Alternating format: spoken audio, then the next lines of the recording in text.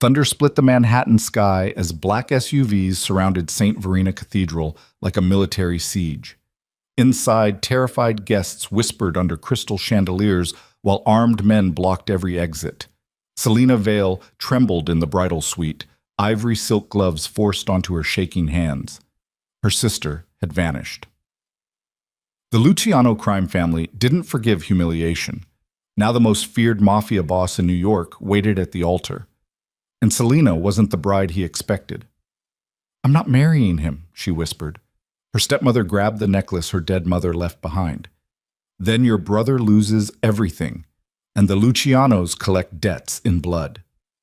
2 minutes later, Selina walked down that aisle toward Damian Luciano, cold, dangerous, terrifyingly intelligent. At the altar, she confessed, "I'm not Evelyn." His dark eyes locked onto hers. "I know." He never looked away. Continue the wedding. If you want to see how far this story travels, hit that like button and drop a comment with your city. Let's see where you're watching from. The cathedral doors opened with the kind of sound that meant there was no going back. Selina's legs barely worked. Each step forward felt like wading through concrete while her heart tried to claw its way out of her chest. The organ music swelled, something classical and expensive that she didn't recognize. But all she could hear was the blood rushing in her ears. 200 faces turned toward her. Every single one of them looked like they'd been carved from stone. The guests weren't here to celebrate. They were here to witness a transaction, a business merger sealed in white silk and lies. The kind of wedding where the flowers cost more than most people's cars, and the security carried guns under their tailored jackets. Selina's hands shook so badly, the bouquet of white roses nearly slipped from her grip. She forced herself to keep moving, down the aisle, past rows of men with dead eyes and expensive watches, past women dripping in diamonds who stared at her like she was an insect that had crawled onto their designer shoes. At the front of the cathedral, standing beneath an arch woven with orchids and baby's breath, Damian Luciano waited. He didn't smile. He didn't move. He just watched her approach with the kind of focus that made her skin prickle. Damian Luciano was 34 years old and looked like violence wrapped in a three-piece suit. Dark hair slicked back, sharp jawline, eyes so black they looked like they could swallow light. He stood perfectly still while the rest of the world seemed to tilt and spin around him. Everyone in New York knew his name. Everyone in New York feared it. He controlled shipping routes, construction contracts, union votes, and half the judges in the state. His family had built an empire on blood and loyalty, and Damian had inherited that empire at 26 when his father got shot in the back during a restaurant meeting. Since then, he'd turned the Luciano organization into something more dangerous than any street gang. He'd made it untouchable. Selina reached the altar and her knees almost buckled. Margaret Vale, her stepmother, stood in the front row wearing a pale blue dress and a smile that didn't reach her eyes. She nodded once, a warning disguised as encouragement. Do this or lose everything. Selina turned toward Damian. Up close, he was even more terrifying. 6'3", broad shoulders, a scar along his left eyebrow that looked like it came from a knife fight, not a childhood accident. He smelled like expensive cologne and gunpowder. The priest cleared his throat nervously. "Dearly beloved, wait." Selina's voice came out barely louder than a whisper. The entire cathedral went silent. Damian's gaze sharpened. Selina swallowed hard and forced herself to look directly into those black eyes. "I need to tell you something." A muscle in Damian's jaw twitched. "Tell me." "I'm not Evelyn." For 3 seconds, nobody breathed. Then Damian said, "I know." The words hit her like a slap. "You... what?" "I know exactly who you are, Selina Vale." Her pulse hammered. "Then why—" "Continue the wedding," Damian said to the priest without looking away from her. The priest hesitated. "Sir, if the bride—" "Continue." The word came out flat and final. The priest nodded quickly and opened his book with trembling hands. "Dearly beloved, we are gathered here today." Selina couldn't move, couldn't think. Her brain had short-circuited somewhere between "I know" and "continue the wedding." This didn't make sense. None of this made sense. Evelyn was supposed to be standing here. Beautiful, charming, manipulative Evelyn, who had spent the last 6 months planning this wedding down to the color of the napkins. Evelyn, who had smiled sweetly while their father negotiated the marriage contract with the Luciano family like she was a used car being sold for parts. But yesterday morning, Evelyn had disappeared. No note, no explanation, just gone. And Margaret Vale had marched into Selena's bedroom at dawn with a wedding dress and a simple ultimatum. Put this on, or your brother loses his scholarship, your father loses his protection, and you lose everything. Selena had tried to argue, tried to refuse, but Margaret had played her final card with surgical precision. The Lucianos don't forgive humiliation, she'd said coldly. If no bride walks down that aisle today, they'll assume your father tried to cheat them. And when the Lucianos feel disrespected, people disappear, permanently. So here Selena stood, wearing her sister's dress, marrying her sister's psychopath. The priest droned through the vows while Selena's mind raced in circles. He knew I wasn't Evelyn, so why is he going through with this? Do you, Damien Luciano, take this woman? I do, Damien said. No hesitation, no emotion, just cold certainty. The priest turned toward Selena. And do you? She does, Damien interrupted. Selena's head snapped up. Excuse me? Damien's mouth curved into something that wasn't quite a smile. You're here, that's your answer. That's not how vows work. It is today. The priest looked like he wanted to crawl under the altar and hide. Selena felt her temper flare through the fear. You don't get to speak for me. I just did. I could walk out right now. You won't. You don't know that. Damien leaned in close enough that only she could hear him. You're still standing here because you're trying to protect your family. That tells me everything I need to know about who you are. So yes, Selena, I do know. His breath was warm against her ear. His voice was low and dangerous and somehow worse than shouting. Selena's hands clenched around the bouquet so hard her knuckles went white. She wanted to scream at him. She wanted to throw the flowers in his face and storm out of the cathedral. But he was right. She wouldn't leave. Because if she walked away now, Noah would lose his chance at medical school. Her father would lose the protection that kept his business from being seized by Damien's competitors. And Margaret would make sure Selena paid for the humiliation in ways that would hurt for years. So she stayed. I do, she whispered. The priest nearly sagged with relief. Then by the power vested in me. Skip to the end, Damien said. I now pronounce you. Damien kissed her before the priest finished the sentence. It wasn't gentle. It wasn't romantic. It was a claim, a brand, a public statement that Selena Vale now belonged to him, whether she liked it or not. When he pulled back, his eyes were still locked on hers. Welcome to the family, he murmured. The cathedral erupted in applause that sounded more like a threat than a celebration. The reception was held at the Luciano estate, a sprawling mansion in Westchester that looked like it had been stolen from a European castle and reassembled brick by brick on American soil. Selena sat at the head table in her sister's wedding dress, while waiters served champagne and armed security stood at every entrance. Damien sat beside her, perfectly relaxed, shaking hands with crime lords and politicians like this was just another Tuesday. Nobody mentioned Evelyn. Nobody asked questions.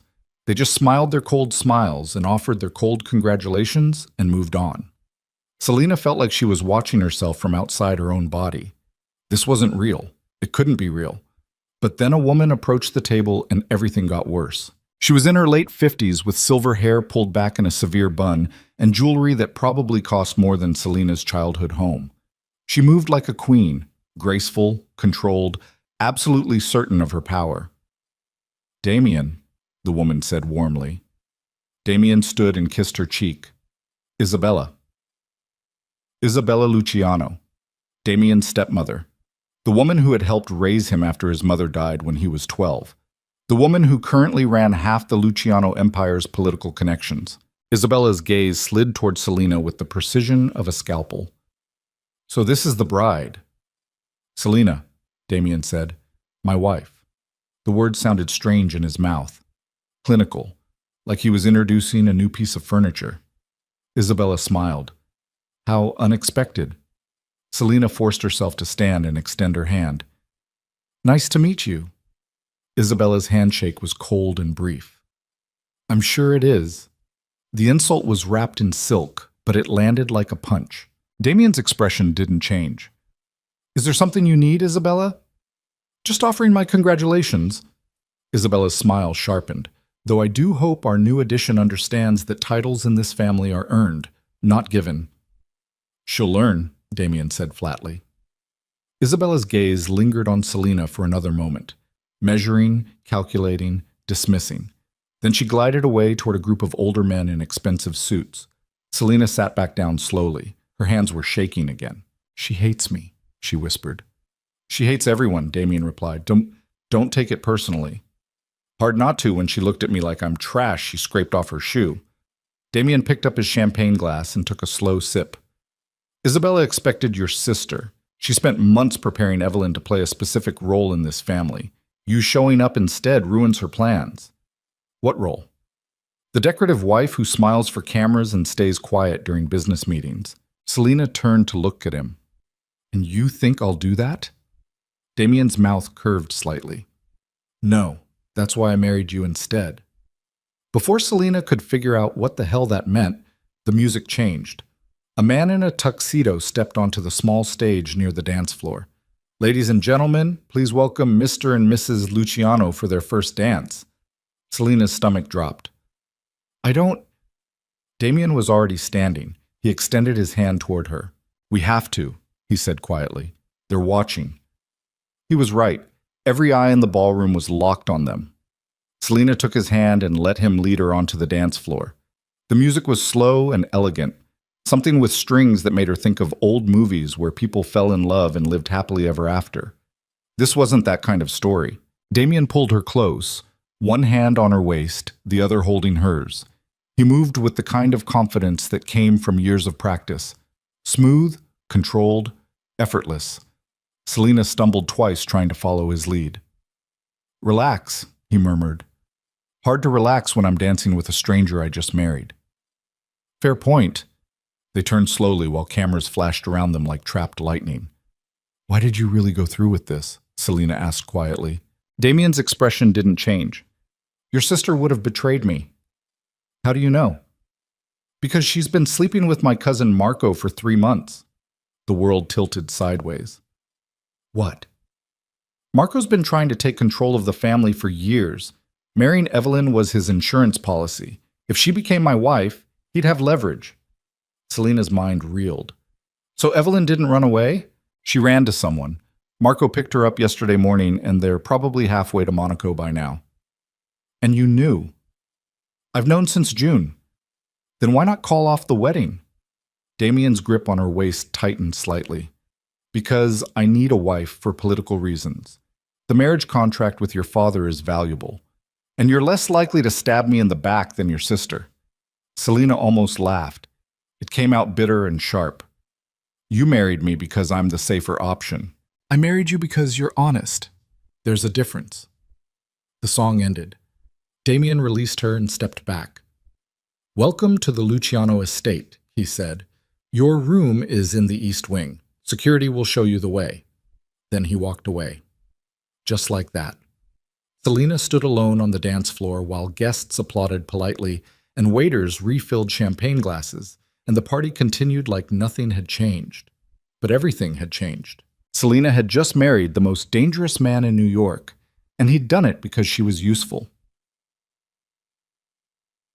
The east wing of the Luciano mansion was enormous and empty.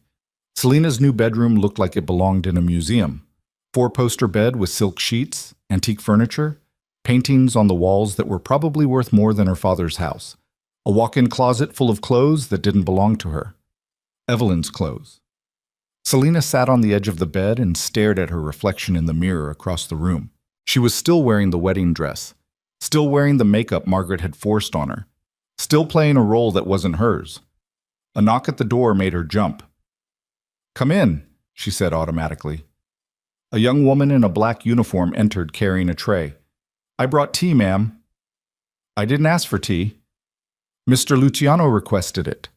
The woman set the tray on the nightstand and left without another word. Selina stared at the tea like it might be poisoned. Then she laughed. It came out harsh and ragged and a little bit unhinged. She'd just married a man who investigated her family for months, who knew her sister was cheating on him, who orchestrated this entire disaster like a chess game. and now he was sending her tea. Selena stood up and walked to the window. The Luciano estate stretched out below her, manicured gardens, stone fountains, armed guards patrolling the perimeter in the dark. This was her life now. Trapped in a mansion, married to a stranger, playing a part in someone else's plan. Her phone buzzed in the small purse Margaret had given her. Selena pulled it out and saw a text from Noah. "Did it happen? Are you okay?" She typed back quickly. "I'm fine. Don't worry." Another text came through immediately. "Margaret said you looked beautiful." Selena's throat tightened. Margaret had been at the wedding. She'd watched Selena walk down that aisle, watched her marry Damian Luciano, and she'd smiled the whole time. Selena deleted the message and tossed the phone onto the bed. She needed to get out of this dress, out of this room, out of her own head before she started screaming. She unzipped the wedding gown with shaking hands and let it fall to the floor in a puddle of silk and lace. Underneath, she was still herself, still Selena Vale, still the girl who'd spent her whole life being second choice. Second daughter, second priority, second bride. A soft sound came from the hallway. Footsteps.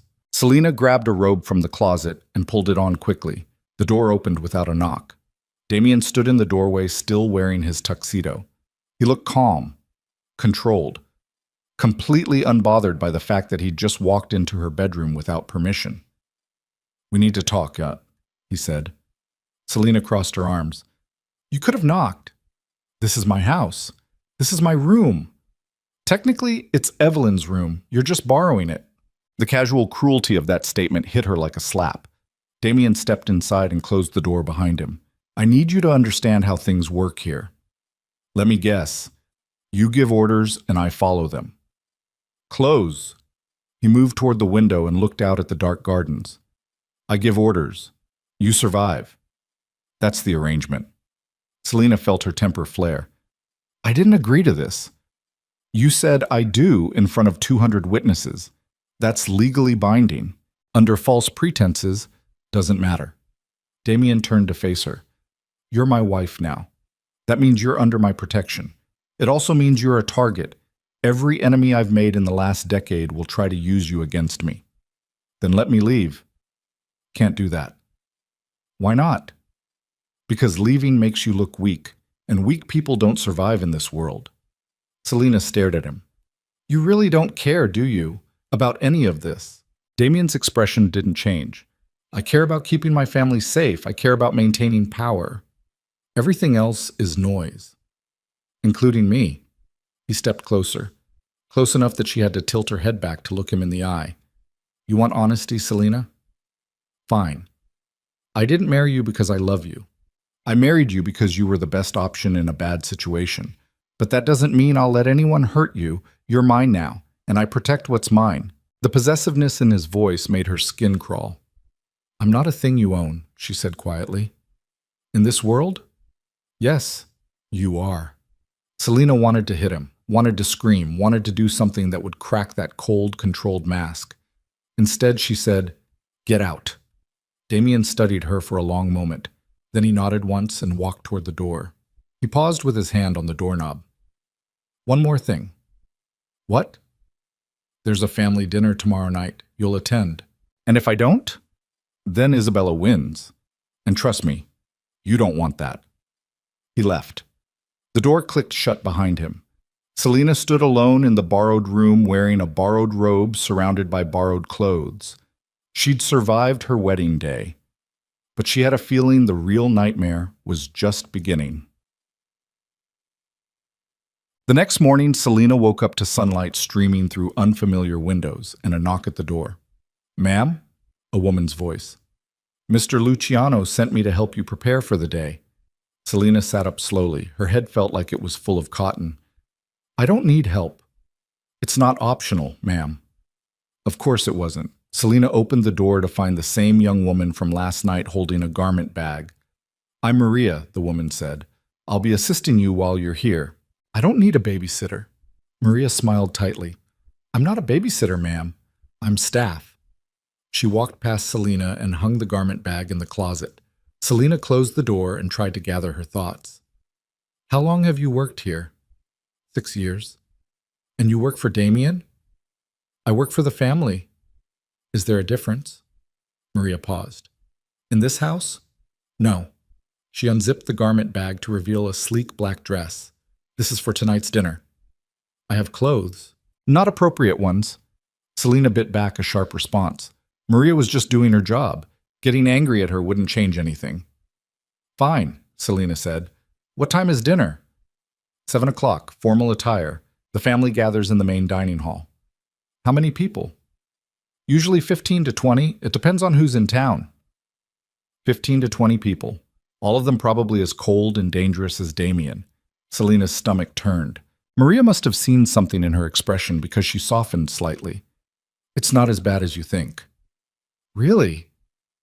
Really. Just don't talk unless someone asks you a direct question. And don't contradict Mr. Luciano in front of the others. That's the advice? Stay quiet and obedient? Maria's smile was sad. That's how you survive. The rest of the day passed in a blur. Selena explored the mansion, or at least the parts that weren't locked or guarded. She found a library with floor-to-ceiling bookshelves, a gym that looked like it belonged in a professional training facility, a swimming pool that could have fit 3 of her childhood homes inside it. Every room was immaculate, every surface polished, every corner watched by cameras that swiveled to follow her movements. She felt like a prisoner in a palace. By 6:30, Maria returned to help her get ready. The black dress fit perfectly. Too perfectly. Like it had been tailored specifically for her. Did Damien have this made? Selena asked. Maria didn't answer. She just finished pinning Selena's hair into an elegant twist and stepped back. You look lovely, ma'am. Selena barely recognized herself in the mirror. She looked like someone who belonged in this world. Someone polished and perfect and completely fake. At 7 o'clock, Maria led her downstairs to the main dining hall. It was enormous. A long table that could seat 30 people. Crystal chandeliers hanging from a vaulted ceiling, paintings of stern-looking men in old-fashioned clothes staring down from the walls. 15 people were already seated. They all turned to look at Selena when she entered. Damien sat at the head of the table wearing a dark suit. He didn't smile, didn't acknowledge her. He just gestured toward the empty chair beside him. Selena walked the length of the table, feeling every eye on her. She sat down carefully. A man across from her leaned forward. He was in his 40s with salt and pepper hair and a scar across his knuckles. So you're the replacement bride? Laughter rippled around the table. Selena's face burned. Damien's expression didn't change. Carlo, shut up, Carlo grinned. Just making conversation, cousin. Make it somewhere else. The laughter died. Isabella sat 3 seats down wearing a cream-colored suit and a string of pearls. She sipped her wine and watched Selena like a scientist observing a lab rat.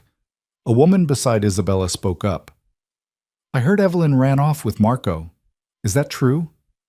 Elena, Damien said quietly. Drop it. I'm just saying it must be embarrassing. Having your bride stolen by your own cousin, Elena. The single word was a warning. Elena fell silent. Waiters appeared with the first course. Some kind of soup that probably cost more than Selena's monthly rent back when she had an apartment. Everyone ate in silence for a few minutes. Then Isabella set down her spoon and turned toward Selena. Do you play any instruments, dear? It was the first time anyone had addressed her directly all evening. Selena hesitated. Violin. Interest flickered around the table. How lovely, Isabella said. Your sister never mentioned that. My sister and I aren't close. Clearly. More laughter. Selena felt her temper rising. She wanted to throw the soup in Isabella's perfect face, wanted to stand up and walk out. But Maria's words echoed in her head. That's how you survive. So she stayed silent. Dinner dragged on, course after course of expensive food that Selena barely tasted. Conversation swirled around her. Business deals, political maneuvering, thinly veiled threats disguised as friendly advice. Nobody asked her opinion. Nobody included her. She was decorative, irrelevant, a placeholder. By the time dessert arrived, Selena felt like she might scream. Then someone noticed the violin. It was resting on a stand near the fireplace. Old, beautiful, probably an antique worth more than a car. Carlo pointed at it with his fork. Hey, Damien, make your wife play something. Selena's blood went cold. Damien glanced at the violin, then at Selena. She doesn't have to. Oh, come on, Elena said. We could use some entertainment. Isabella smiled. I think it's a wonderful idea. It wasn't a suggestion. It was a challenge. Selena looked at Damien. His expression was unreadable. She could refuse, could stay seated and let them mock her, or she could fight back. Selena stood up. The table went quiet. She walked to the fireplace and picked up the violin. It was heavier than she expected. The wood was smooth and warm under her fingers. She hadn't played in months, not since her mother died. But muscle memory was a strange thing. Selena lifted the violin to her shoulder and drew the bow across the strings. The first note rang out clear and haunting. Then she started to play. It was a piece her mother had taught her when she was 12, something Russian and melancholy that made you feel like you were standing in the middle of winter, watching snow fall on a frozen lake. Selena closed her eyes and let the music take over. She forgot about the dinner, forgot about the audience, forgot about everything except the way the notes seemed to pull themselves out of the violin like they'd been trapped inside waiting for someone to set them free. When she finished, the dining hall was completely silent. Selena opened her eyes. Everyone was staring at her, not with mockery, not with dismissal, with something that looked like shock. Even Isabella looked unsettled. Damien was watching her with an expression she couldn't read, something between surprise and calculation. Selena set the violin back on its stand and returned to her seat. Nobody spoke. Finally, Isabella cleared her throat. That was unexpected. Thank you, Selena said quietly. Carlo laughed nervously. Yeah, damn. Didn't know you could do that. There's a lot you don't know about me. The words came out sharper than she intended, but she didn't take them back. Dinner ended shortly after that. The guests dispersed like ghosts fading into the walls. Damien stood and gestured for Selena to follow him. They walked in silence through the mansion's corridors until they reached his private office. It was smaller than she expected. Dark wood, leather chairs, a desk covered in papers, and a laptop that probably contained enough incriminating evidence to put half of New York's elite in prison. Damien closed the door and turned to face her. That was impressive, he said. Selena crossed her arms. I'm not a performing monkey. I know. Then why did you let them humiliate me? I didn't. You handled it yourself. By playing for them like a trained animal. Damien stepped closer. You turned their mockery into respect. That's not weakness, that's strategy. Strategy, Selena repeated bitterly. Is that all you think about? In this world? Yes. Then you're missing the point. What point? That people aren't chess pieces. We're human beings. Damien studied her for a long moment. You really believe that, don't you? I believe survival requires sacrifice, and sometimes that means using people. Even your own wife? Especially my own wife. The honesty was brutal. Selena felt something inside her crack. You're exactly what everyone says you are. A monster. Damien didn't flinch. Yes. And you don't care. I care about keeping my family alive. Everything else is secondary. Selena turned toward the door. I'm going to bed. Selena. She stopped but didn't turn around. You did well tonight, Damien said quietly. Better than I expected. I'm so glad I exceeded your expectations. She left before he could respond. What? Back in her room, Selena finally let herself break down. She sat on the floor with her back against the bed and cried silently into her hands. This was her life now, trapped with a man who saw her as a tool, surrounded by people who saw her as a joke, playing a role that would never feel real. Her phone buzzed. Selena wiped her eyes and checked the screen. A text from an unknown number. You played beautifully tonight. Your mother would be proud. Selena's breath caught. She stared at the message. Nobody here knew about her mother. Nobody except another text appeared. We should talk. There are things about your mother's death you need to know. Who is this? No response. Selena waited 5 minutes.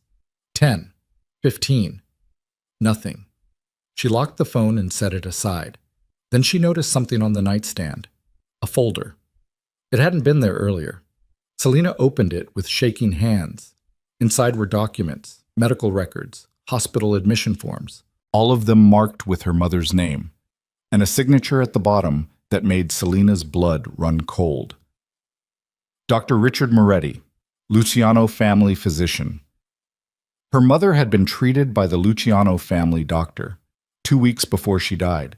Selena's hand started shaking so badly she almost dropped the folder. Someone had left this here deliberately. Someone wanted her to know. A soft knock at the door made her jump. "Who is it?" No answer.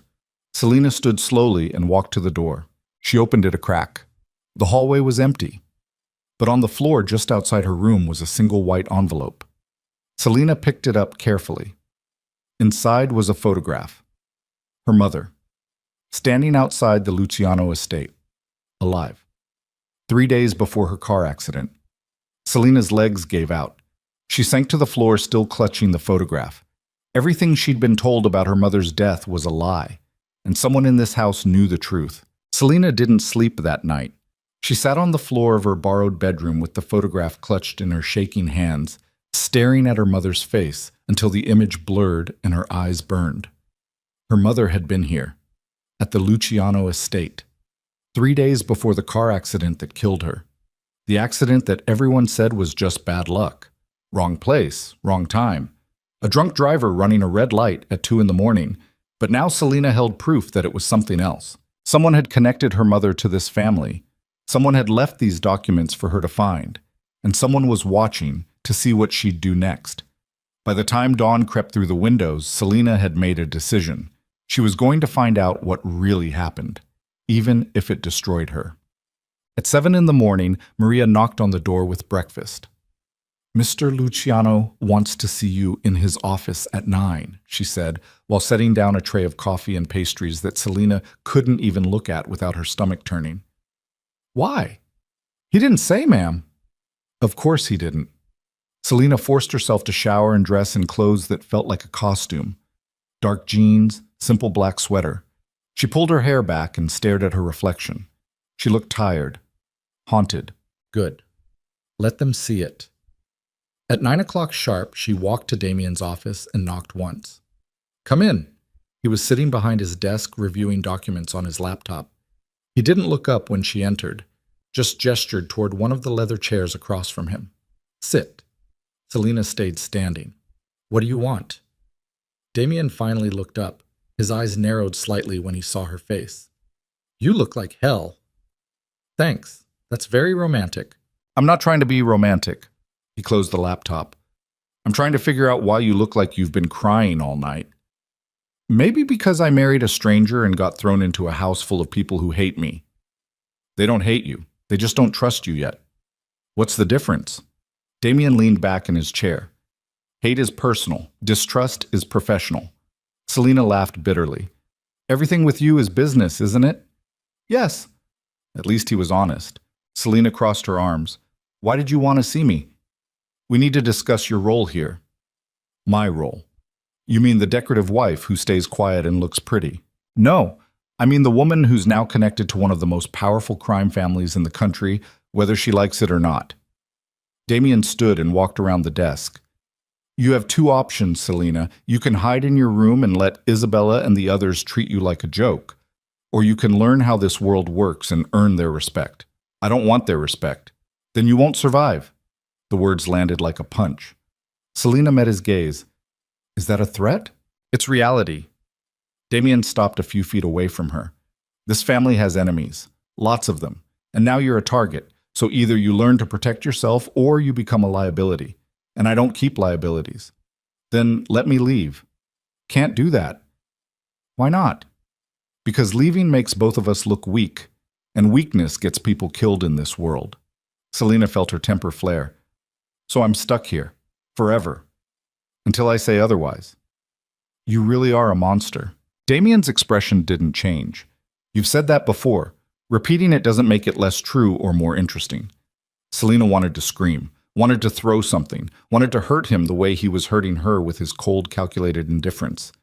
Instead, she said, "I found something last night." That got his attention. "What did you find?" Selena pulled the photograph from her pocket and held it up. "This. My mother, standing outside this house 3 days before she died." Damien went very still. "Where did you get that?" "Someone left it in my room. along with medical records showing she was treated by your family doctor 2 weeks before the accident. Let me see. Selena handed him the photograph. He studied it for a long moment, his expression unreadable. Did you know? Selena asked quietly. Did you know my mother came here? No? You're lying. Damien looked up sharply. I don't lie about things that matter. Then what do you lie about? Things that don't. He set the photograph on his desk and picked up his phone. Marco, I need you in my office, now. He hung up without waiting for a response. Selena's heart pounded. What are you doing? Finding out who left this in your room. Why would Marco know? Because he's head of security. Nothing happens in this house without his knowledge. 2 minutes later, the office door opened. A man in his early 30s walked in. Tall, broad-shouldered, dark hair slicked back. He looked like a younger, meaner version of Damien. This was Marco Luciano, the cousin who'd stolen Evelyn. He smiled when he saw Selena. Well, the replacement bride. How's married life treating you? Marco, Damien said flatly. Shut up and look at this. He handed Marco the photograph. Marco's smile faded. Where did you get this? Someone left it in Selena's room last night. Marco studied the photograph carefully. This is Elena Vale, Selena's mother. I know who it is. I want to know who put it there. Could be anyone. Staff, family. Hell, could be Isabella playing games again. Damien's jaw tightened. Pull the hallway footage from last night. Every camera between the east wing and the service entrances. That's going to take hours. Then start now. Marco hesitated. You really think this matters? Yes. Why? Damien glanced at Selena. Because Elena Vale died 3 days after this photo was taken. And if someone in this house knew she was here, they might know why. Marco's expression shifted. Something darker flickered across his face. You think this was a hit? I think someone wants me to think it was a hit. What's the difference? Intent. Marco pocketed the photograph. I'll pull the footage, but Damien, if this was a hit and if someone in the family ordered it, then we have a bigger problem than a runaway bride. Marco left without another word. Selena stood frozen in the middle of the office, her mind racing. You think someone in your family killed my mother, she said quietly. Damien picked up his laptop and opened a file. I think someone wants you to believe that, which means they're either telling the truth or they're trying to manipulate you. Why would they manipulate me? To turn you against me, to make you unstable, to create leverage. He glanced up. Take your pick. Selena's hands clenched into fists. This is my mother we're talking about, not some chess piece in your power games. I know. Do you? Because you sound pretty fucking calm for someone who just found out his family might have murdered his wife's mother. Damien closed the laptop slowly. Selena, I spent the last 6 months investigating your family. I know things about your father's debts, your sister's affair, and your mother's death that you probably don't. So yes, I'm calm, because I've already considered this possibility. The words hit her like ice water. You investigated my mother's death? I investigated everything. And you didn't tell me? I didn't marry you to share information. I married you to gain an advantage. Selena felt something inside her snap. You really are a bastard. Yes. And you don't care that you're destroying me. Damien stood and walked toward her. I care that you're alive. Everything else is negotiable. He stopped inches away from her, close enough that she could see the faint scar along his eyebrow, close enough that she could smell expensive cologne and something darker underneath. Your mother came to this house 3 days before she died, Damien said quietly. She met with someone. She received treatment from our family doctor for injuries that were never explained. And then she died in a car accident that was ruled accidental despite several inconsistencies in the police report. Selena's breath caught. What inconsistencies?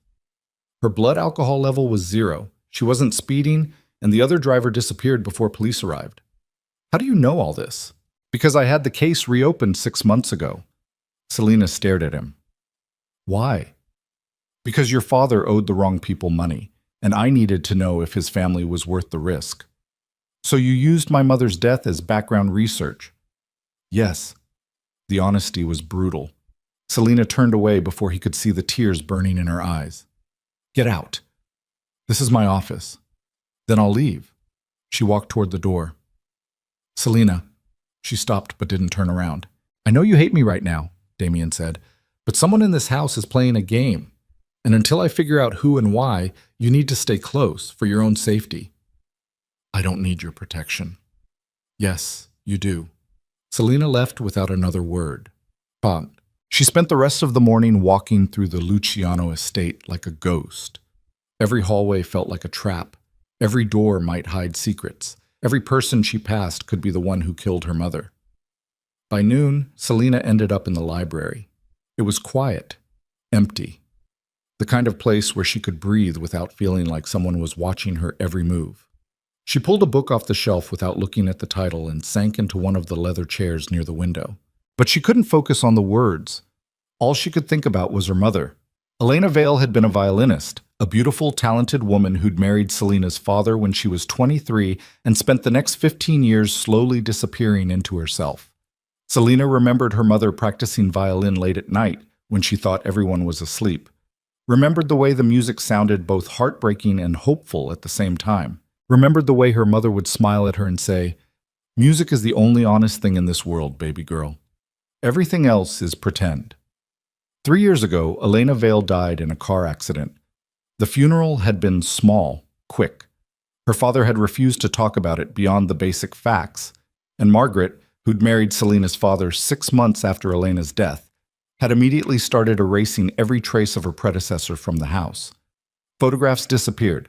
Elena's violin was locked in storage. Her name became something nobody mentioned. Now Selena understood why. Because someone had killed her, and someone had covered it up. The library door opened. Selena looked up to see Isabella Luciano standing in the doorway, wearing a cream-colored pantsuit and a smile that didn't reach her eyes.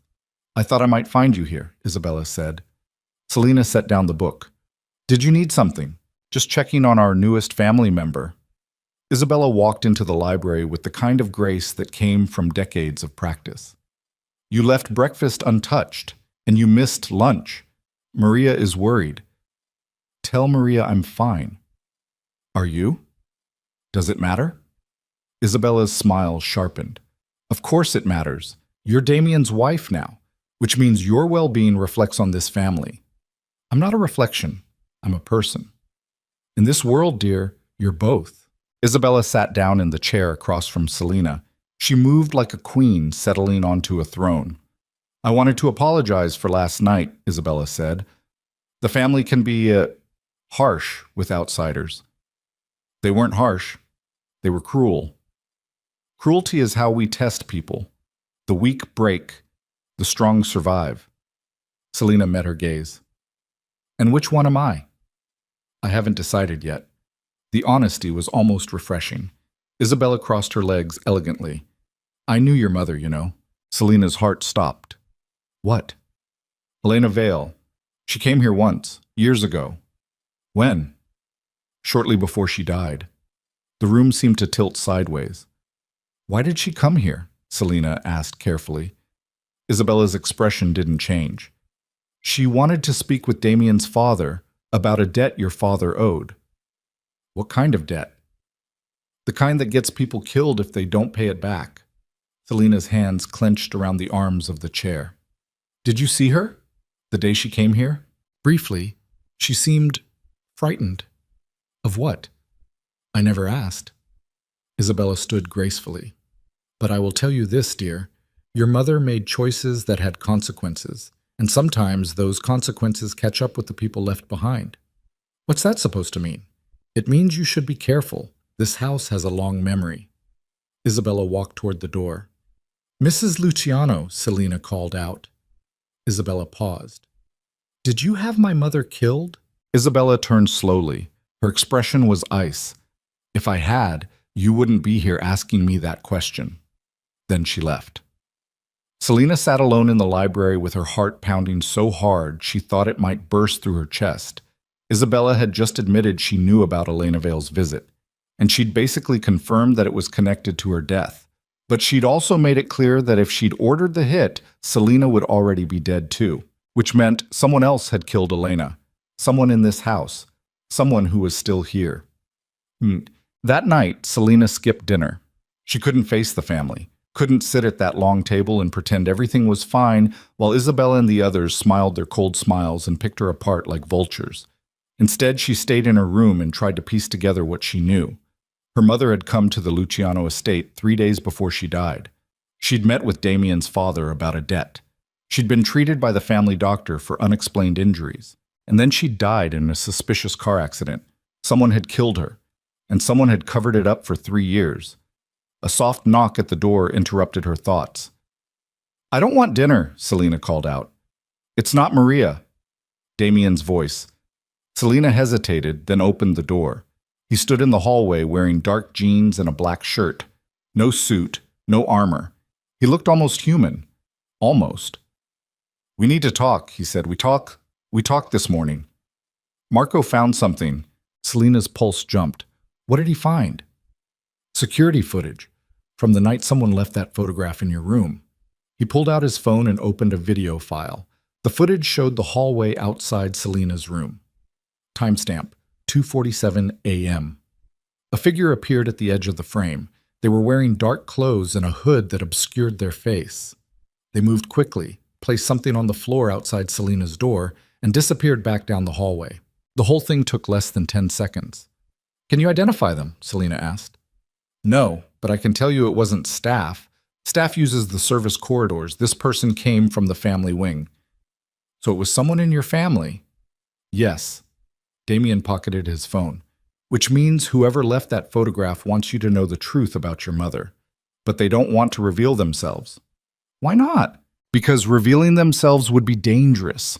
Which means they're either afraid of someone in this house or they're playing a longer game." Selena's head spun. "This is insane." "Welcome to my world." She looked up at him. "Why are you helping me? I thought I was just useful." Damien's expression shifted slightly. Something almost vulnerable flickered across his face before disappearing behind his usual mask. "You're useful," he said, "but you're also my wife. And despite what you think, I don't let people hurt what's mine. I'm not a possession. In this world, everyone is a possession. The only question is who owns you." Selena felt her temper flare. "Nobody owns me. Your father sold you to pay his debts. Your stepmother forced you into this marriage, and now you're living in my house under my protection." Damien stepped closer. "So yes, Selena, someone owns you. The question is whether you're going to accept it or fight it." "I'll fight it." "Good. Because the people who accept ownership don't survive long in this family." He turned to leave. "Damien." He stopped. "My mother," Selena said quietly. "When she came here 3 years ago, did your father hurt her?" Damien was silent for a long moment.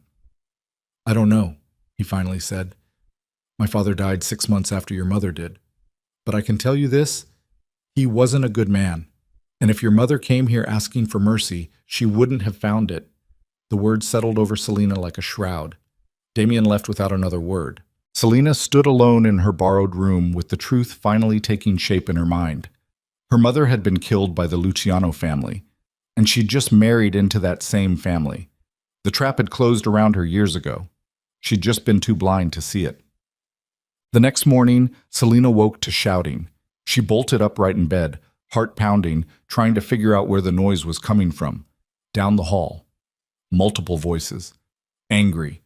Selena grabbed a robe and opened her door carefully. The shouting was coming from Damien's office. She crept down the hallway and pressed herself against the wall near the door. "Completely out of control!" A man's voice. Not Damien. "I'm handling it." That was Damien, cold, controlled. "Handling it? You married the wrong woman and now she's digging into shit that should stay buried." "She's my wife. She has a right to know the truth." "The truth?" A woman's voice now. "Isabella. The truth is dangerous for all of us." "Then maybe we shouldn't have killed her mother." Selena's breath caught. Silence from inside the office. Then Isabella spoke again, her voice sharp. "That was business. Elena Vale was a loose end." "She was an innocent woman," Damien said. "There are no innocent people in this world. You know that. I know that you ordered a hit without consulting me. You were 29 years old and too soft to make the hard calls, so I made them for you. Selena felt like she'd been punched in the chest. Isabella had killed her mother, not Damien's father, Isabella. And Damien had just found out. Get out, Damien said quietly. Excuse me? I said get out before I do something we'll both regret. Damien. Now. Footsteps. The door opened. Selena barely managed to slip into a nearby alcove before Isabella emerged from the office. She looked furious. Her face was flushed, and her hands were clenched into fists. Behind her, another man followed.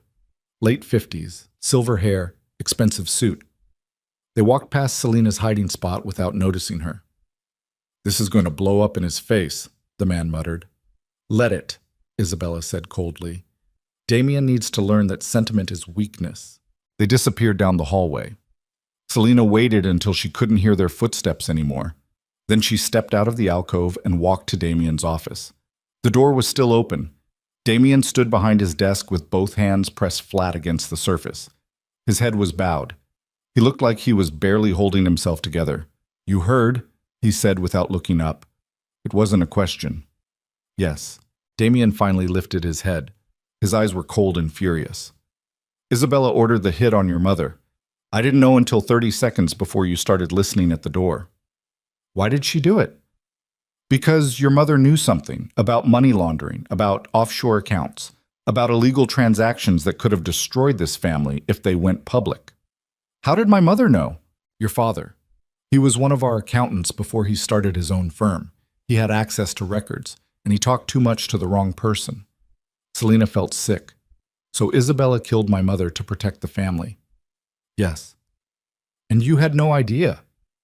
No, my father died before he could tell me, and Isabella covered it up. Selena walked into the office and closed the door behind her. What are you going to do? Damien's jaw tightened. I don't know. You don't know? Isabella is my stepmother. She helped raise me. She's been running half this empire for 20 years. If I move against her, I split the family, and a split family is a dead family in this world. So you're going to let her get away with murder? I didn't say that. Then what are you saying? Damien looked at her, really looked at her, and for the first time since she'd met him, she saw something genuine in his eyes. Fear. Not for himself, for her. I'm saying that Isabella is dangerous, Damien said quietly. And now that she knows you know the truth, you're a threat. Then protect me. I'm trying. Try harder. Selena, no. She stepped closer to the desk.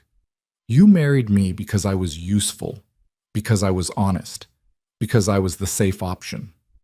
Fine. But that means you owe me protection. Real protection. Not just empty words. Damien stared at her. Then he said something that changed everything. I'm falling in love with you. Selena froze. What? I didn't mean for it to happen, Damien continued. I married you for strategic reasons.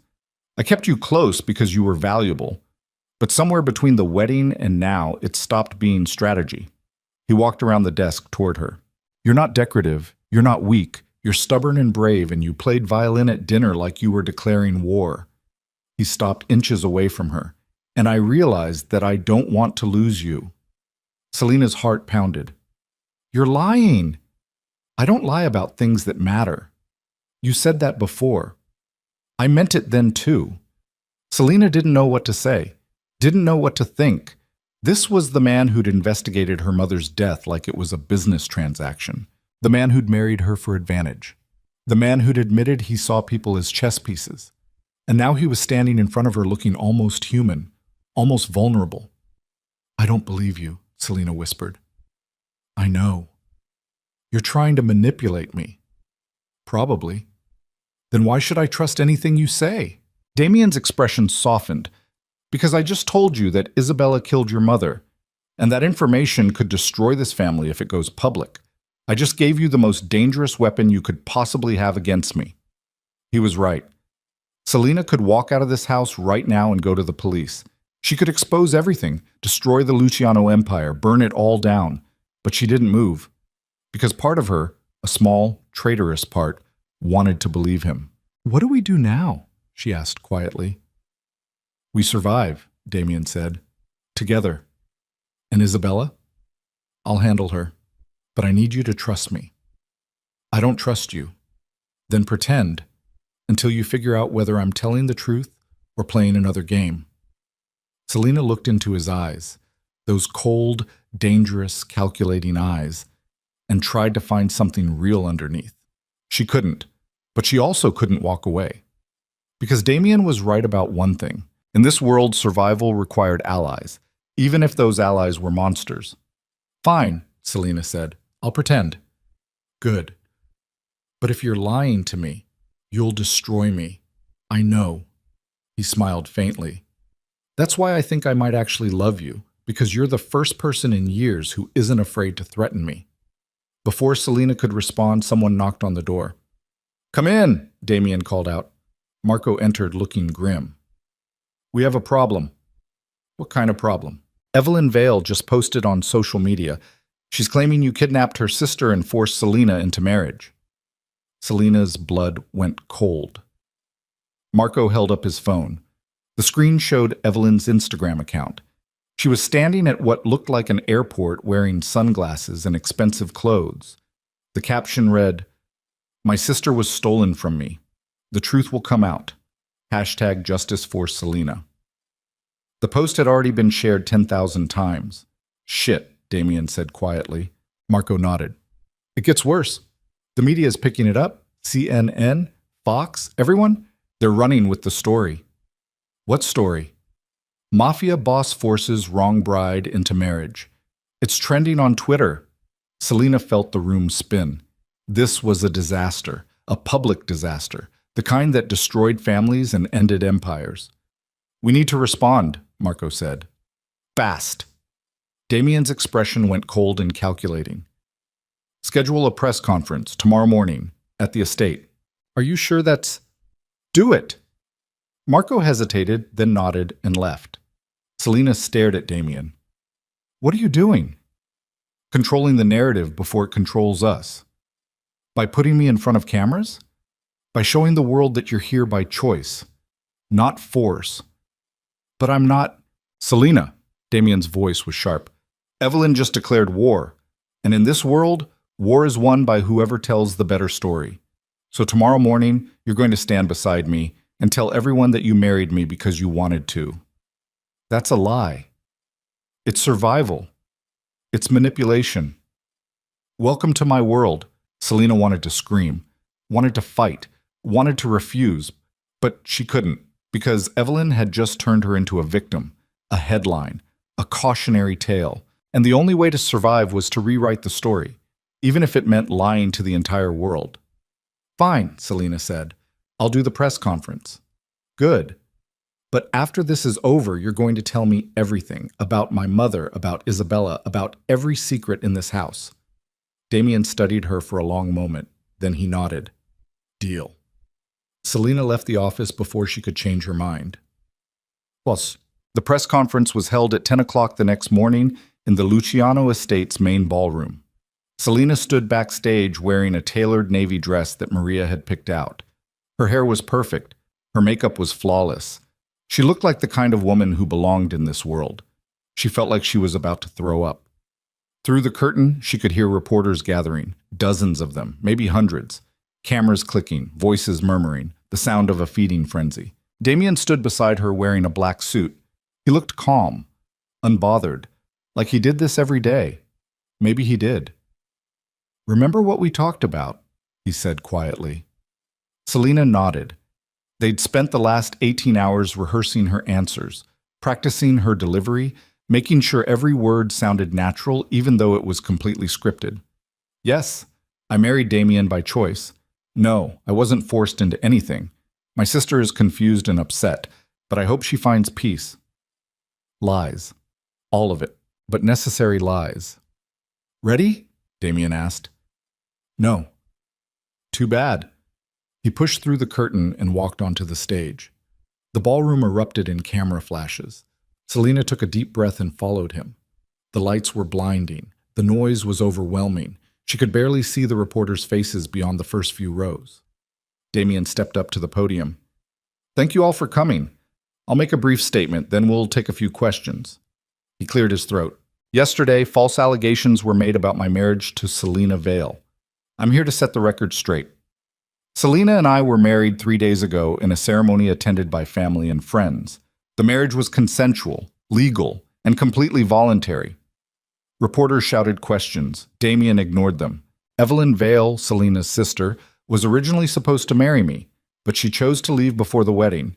Selena stepped in to honor the agreement between our families. It was her choice, and I'm grateful she made it. More shouting, more camera flashes. Now I'd like to introduce my wife, Selena Luciano. He stepped back from the podium. Selena forced herself to walk forward. Every eye in the room locked onto her. She gripped the podium to keep her hands from shaking. "Thank you for being here," she said. Her voice came out steadier than she expected. "I know there's been a lot of speculation about my marriage, so I want to be clear. I married Damien Luciano because I chose to. Lie. My sister and I have had a complicated relationship for years. Her decision to leave before the wedding was difficult for everyone, but it was her choice, just like marrying Damien was mine. Lie. I'm not a victim. I'm not being held against my will. I'm exactly where I want to be. The biggest lie of all." A reporter raised her hand. "Miss Vale, sorry, Mrs. Luciano, your sister claims you were forced into this marriage to pay your father's debts. Is that true?" Selena's heart pounded. "My father's business arrangements are private," she said carefully. "But my marriage isn't a transaction. It's a partnership." Another reporter shouted a question. "There are rumors that the Luciano family is under federal investigation. Did you marry into this family knowing about their criminal connections?" Damien stepped forward smoothly. "This press conference is about my marriage, not unsubstantiated rumors." Next question. A third reporter stood. "Mrs. Luciano, do you love your husband?" The room went silent. Everyone waited for her answer. Selena looked at Damien. He looked back at her with those cold, unreadable eyes. She thought about her mother, about Isabella, about every secret buried in this house. She thought about the photograph, the medical records, the cover-up that had lasted 3 years. She thought about Damien telling her he was falling in love with her, and she thought about the fact that she might actually believe him. "Yes," Selena heard herself say. "I love him." The lie slipped out so easily it scared her, because part of her wondered if it was actually true. The press conference ended shortly after that. Damien fielded a few more questions, then security ushered the reporters out. Selena stood on the stage feeling like she'd just sold her soul. Damien walked over to her. "You did well. I lied to everyone. You survived. There's a difference." Selena looked at him. "When does the lying stop?" "Never. That's not an answer." "It's the only answer I have." Before Selena could respond, Marco appeared at the edge of the stage. "Damien, we have a situation." "What kind of situation?" "Your brother just arrived, and he brought someone with him." Damien's expression went cold. "Who?" "Evelyn Vale." The world seemed to tilt sideways. Selena's sister was here, at the Luciano estate, with Damien's brother. This wasn't just a media war anymore. This was about to become a bloodbath. And Selena was standing right in the middle of it. Evelyn Vale walked into the Luciano estate like she owned it. She wore a white dress that probably cost more than most people's rent. Her hair was perfect. Her makeup was flawless. She looked like a magazine cover come to life. And she was smiling. That smile made Selena's stomach turn. Behind Evelyn walked a man Selena had never seen before. Tall, dark hair, sharp features that looked eerily similar to Damien's. He moved with the same predatory confidence, the same barely controlled violence wrapped in expensive clothes. This had to be Damien's brother, the one nobody talked about, the one who'd apparently been working with Marco to steal Evelyn in the first place. Selena stood frozen on the stage while Damien's entire body went rigid beside her. "Vincent," Damien said quietly. The name came out like a curse. Vincent Luciano smiled. It was cold and sharp and nothing like his brother's rare attempts at warmth. "Hello, Damien. Miss me?" "What are you doing here?" "Bringing back what belongs to you." Vincent gestured toward Evelyn like she was a package he'd delivered. "Your runaway bride. Thought you might want her back." Evelyn's smile widened. "Hello, husband." She was looking at Damien when she said it. not Selena. The implication landed like a bomb. Damien's jaw tightened. You're not my wife, she is. He gestured towards Selena. Oh, I know. Evelyn's gaze slid towards Selena. My poor little sister, always cleaning up everyone else's messes. Selena felt rage flood through her veins. You abandoned him. I didn't take anything from you. Didn't you? Evelyn stepped closer.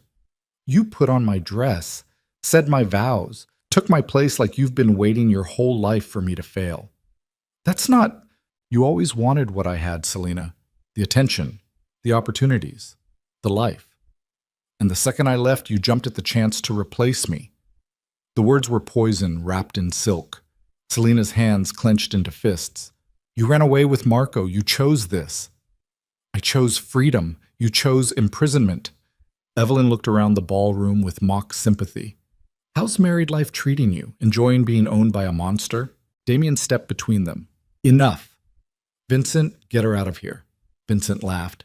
Come on, brother. Don't you want to hear why I brought her back? No. Too bad, because this affects all of us. Vincent pulled out his phone and held it up. The screen showed a video file. He pressed play. The video showed Damien's office. The camera angle was high, probably from a security camera. The footage was from earlier that morning, before the press conference. Selena watched herself walk into frame, watched Damien tell her about Isabella killing her mother, watched herself threaten to destroy the family, watched Damien tell her he was falling in love with her, every private moment, every vulnerable confession, every secret, all recorded, all weaponized. Where did you get that? Damien's voice was deadly quiet. Vincent grinned. I have access to everything in this house, brother. You know that. Those are encrypted files. And I know all your passwords. Damien lunged forward so fast Selena barely saw him move. He grabbed Vincent by the throat and slammed him against the nearest wall hard enough to crack the plaster. You've been spying on me!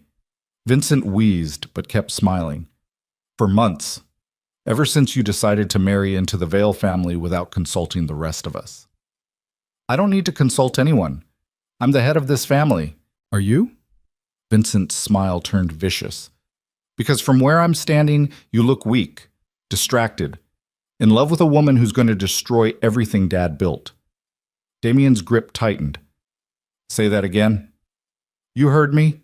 You're weak, Damien, and weak leaders get replaced. Security guards burst into the ballroom, 6 of them, all armed, but they didn't move toward Vincent. They moved toward Damien. Selena's blood went cold. What is this? Damien asked quietly.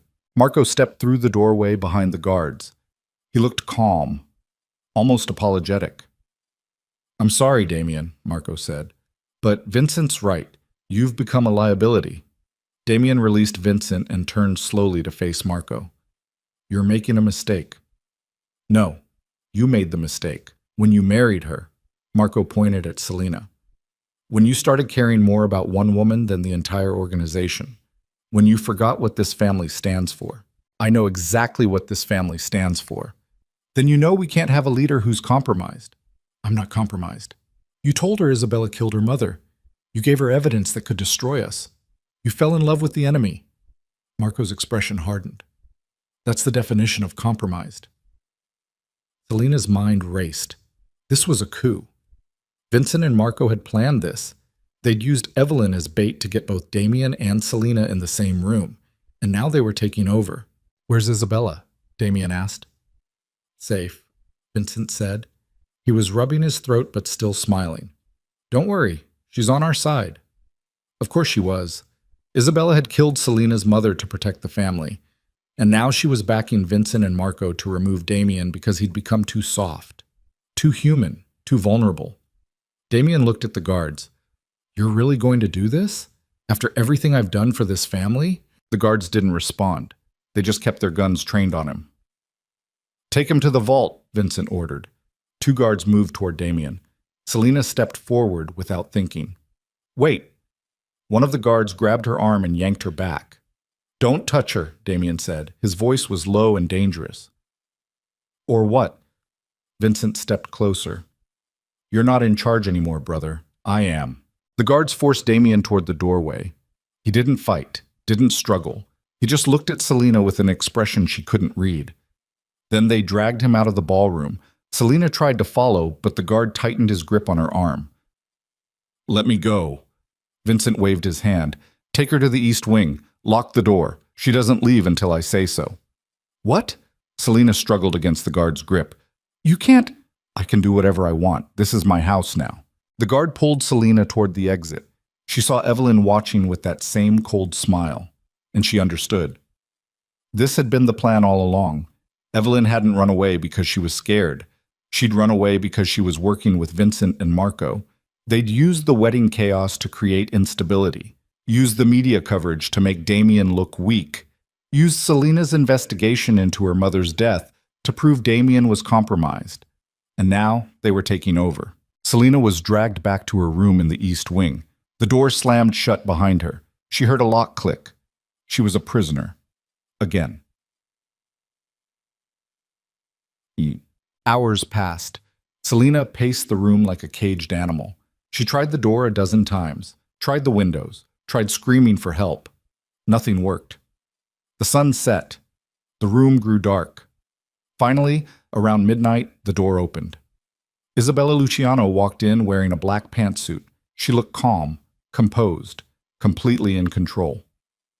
"Hello, dear," she said. Selena's rage exploded.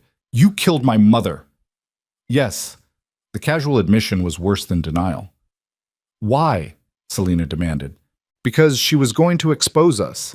Your father had been stealing from the family for years, small amounts, nothing catastrophic. But your mother found out and threatened to go to the authorities unless we forgave his debts." Isabella sat down in one of the chairs like they were having tea. "We couldn't allow that, so I arranged for her accident. You're a monster." "I'm a survivor. There's a difference." Selena wanted to launch herself across the room and strangle this woman with her bare hands. "And now you're doing the same thing to Damien. Damien brought this on himself. He fell in love with you, started caring more about your feelings than the family's interests. That kind of weakness gets people killed in our world. He's your stepson. And Vincent is my blood nephew. Family isn't just about DNA, dear. It's about loyalty. And Damien stopped being loyal the moment he chose you over us." Selena's throat tightened. "What are you going to do to him?" "That depends on him. If he agrees to step down peacefully, he'll be allowed to leave with his life in a generous settlement. If he fights—" Isabella shrugged. "Well, accidents happen. You'd kill him." "I'd do what's necessary to protect this family." "You're insane." Isabella smiled. "Perhaps, but I'm also very good at what I do." She stood gracefully. "Vincent wants to speak with you tomorrow morning. I suggest you cooperate. The alternative would be unpleasant." She left. The door locked again. Selena sank onto the bed with her heart pounding. Damien was somewhere in this house. Probably locked up. Probably being tortured or threatened or worse. And she was trapped here, unable to help him. Unable to do anything. For the first time since this nightmare began, Selena felt truly helpless. Morning came too fast. Maria arrived with breakfast and a change of clothes. She wouldn't meet Selena's eyes. "I'm sorry, ma'am," Maria whispered. "I don't have a choice." "Where's Damien?" "I don't know." "Is he alive?" Maria's silence was answer enough. Selena's blood ran cold. "What did they do to him?" "Please, ma'am, just get dressed. Mr. Vincent is waiting." Selena wanted to refuse, wanted to fight. But Maria looked terrified, and causing trouble for her wouldn't help anyone. So Selena got dressed in the clothes Maria had brought. Dark pants, simple blouse, nothing fancy, prisoner clothes. Maria led her downstairs to the dining hall. The long table had been cleared except for 2 place settings at opposite ends. Vincent sat at the head wearing a suit that probably cost more than Selena's childhood home. He was eating eggs and reading something on his tablet like this was just another Tuesday. "Sit," he said without looking up. Selena sat at the far end of the table. Vincent finished his eggs before speaking. "I'm going to make this simple. You have 2 choices." "I'm listening." "Choice 1, you publicly announce that your marriage to Damien was a mistake. You file for divorce. You return to your family and never speak about the Lucianos again. In exchange, we pay off your father's debts and ensure your brother finishes medical school." Selena's jaw tightened. "And choice 2? Vincent finally looked up. His eyes were cold and empty. You stay married to Damien, in which case we kill your brother, then your father, then you, and Damien gets to watch all of it before we kill him too. The threat landed like a physical blow. Selena forced herself to keep breathing. You'd kill your own brother? I'd remove a threat to this family. Damien stopped being my brother the moment he chose you over us. You're insane. Vincent smiled. I'm practical. There's a difference. He stood and walked toward her end of the table. Each step felt deliberate, calculated, predatory. Your mother made the same mistake, Vincent said quietly. She thought she could threaten this family and survive. She was wrong. Selena's hands clenched under the table. My mother was innocent. Nobody's innocent. Your father was stealing from us. Your mother knew and tried to use it as leverage. That's not innocence. That's stupidity. So you killed her. Isabella killed her, but I approved it. I was 18 and already helping run this organization. Vincent stopped right behind Selena's chair. Want to know something interesting? I was there the night she died. Selena's blood turned to ice. I watched the whole thing. The car accident was quick, professional. She probably didn't even see it coming. Vincent leaned down close to her ear. But she knew. In those last few seconds, she knew exactly why it was happening. Selena couldn't breathe, couldn't move, couldn't think. Vincent straightened and walked back toward his end of the table. So here's what's going to happen. You're going to choose option 1. You're going to divorce my brother. And you're going to disappear quietly. And if I don't, then I start killing people you love, starting with Noah. Selena's vision blurred with rage. Don't you dare touch my brother. Then give me what I want. I want to see Damien first. Vincent considered this. Fine.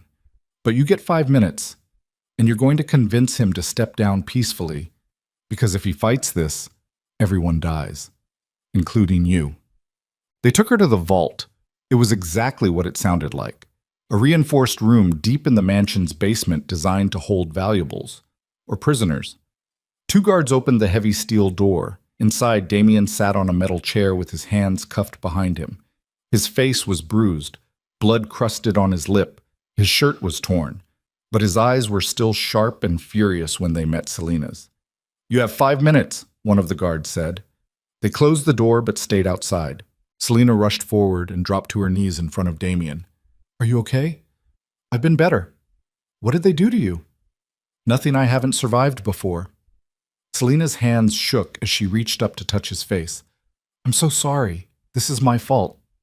No, this is Vincent's fault, and Marco's, and Isabella's. Damien's expression softened slightly. You didn't do anything wrong. I investigated my mother's death. I gave them ammunition against you. You deserve to know the truth. Tears burned in Selena's eyes. Vincent said if I don't divorce you and disappear, he'll kill Noah, then my father, then me, then you. Damien went very still. He's serious. I know. Then you need to do what he says. What? Divorce me, leave, protect your family. Selena stared at him. You can't be serious. I'm always serious about keeping people alive. I'm not abandoning you. Yes, you are. Damien leaned forward as much as the cuffs would allow. Listen to me, Selena. This isn't your fight. It never was. You got dragged into my world and I should have protected you better, but I didn't. So now you're going to walk away before Vincent kills everyone you love. What about you? I'll figure something out. That's not good enough. It has to be. Selena grabbed his face with both hands. I'm not leaving you here to die. You don't have a choice. Yes, I do. I always have a choice. Something shifted in Damien's expression. What are you thinking? I'm thinking Vincent made a mistake. What mistake? He told me everything. About my mother, about how this family operates, about how they kill anyone who threatens them. Selena's voice dropped to a whisper. And he told me while we're still married, which means I have legal standing as your wife. Damien's eyes widened slightly. You're going public. I'm burning this whole empire to the ground. Selena, they killed my mother. They tortured you. They threatened my brother. Her voice shook with fury. I don't care if it destroys me. I'm taking all of them down. If you do that, You'll become a target for every enemy this family has ever made. You'll spend the rest of your life running. Then I'll run. You'll never be safe. I'm not safe now. Damien stared at her. For the first time since she'd met him, he looked genuinely afraid. I can't protect you if you do this. I'm not asking you to protect me. I'm asking you to trust me. I do trust you. That's the problem. The door opened. Time's up, the guard said. Selena stood slowly. She looked down at Damien one last time. I love you, she said. The words came out clear and certain, not a lie this time, not strategy, just truth. Damien's expression cracked. Selena, I know you think you don't deserve it, and maybe you don't, but I'm saying it anyway because I need you to know that this isn't about strategy anymore.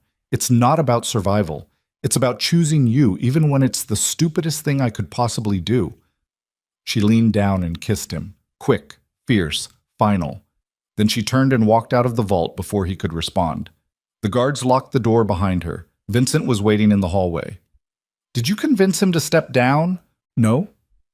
Vincent's expression darkened. Then we have a problem. Yes, you do. Excuse me? Selena looked him dead in the eye. I'm going to the FBI.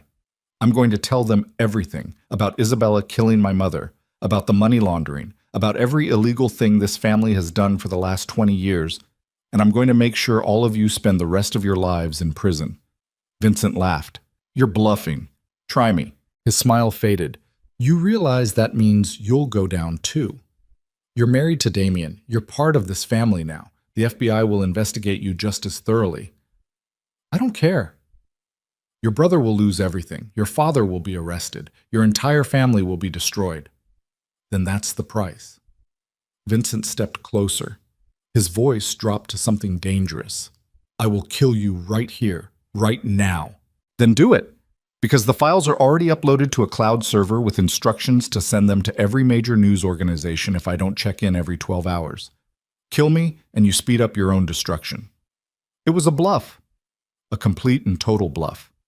But Selena said it with enough conviction that Vincent hesitated. You're insane, he said finally. No, I'm done being scared of people like you. Vincent's jaw tightened. You just declared war on the most powerful crime family in New York. Good. Let's see who wins. Vincent grabbed her arm so hard she gasped.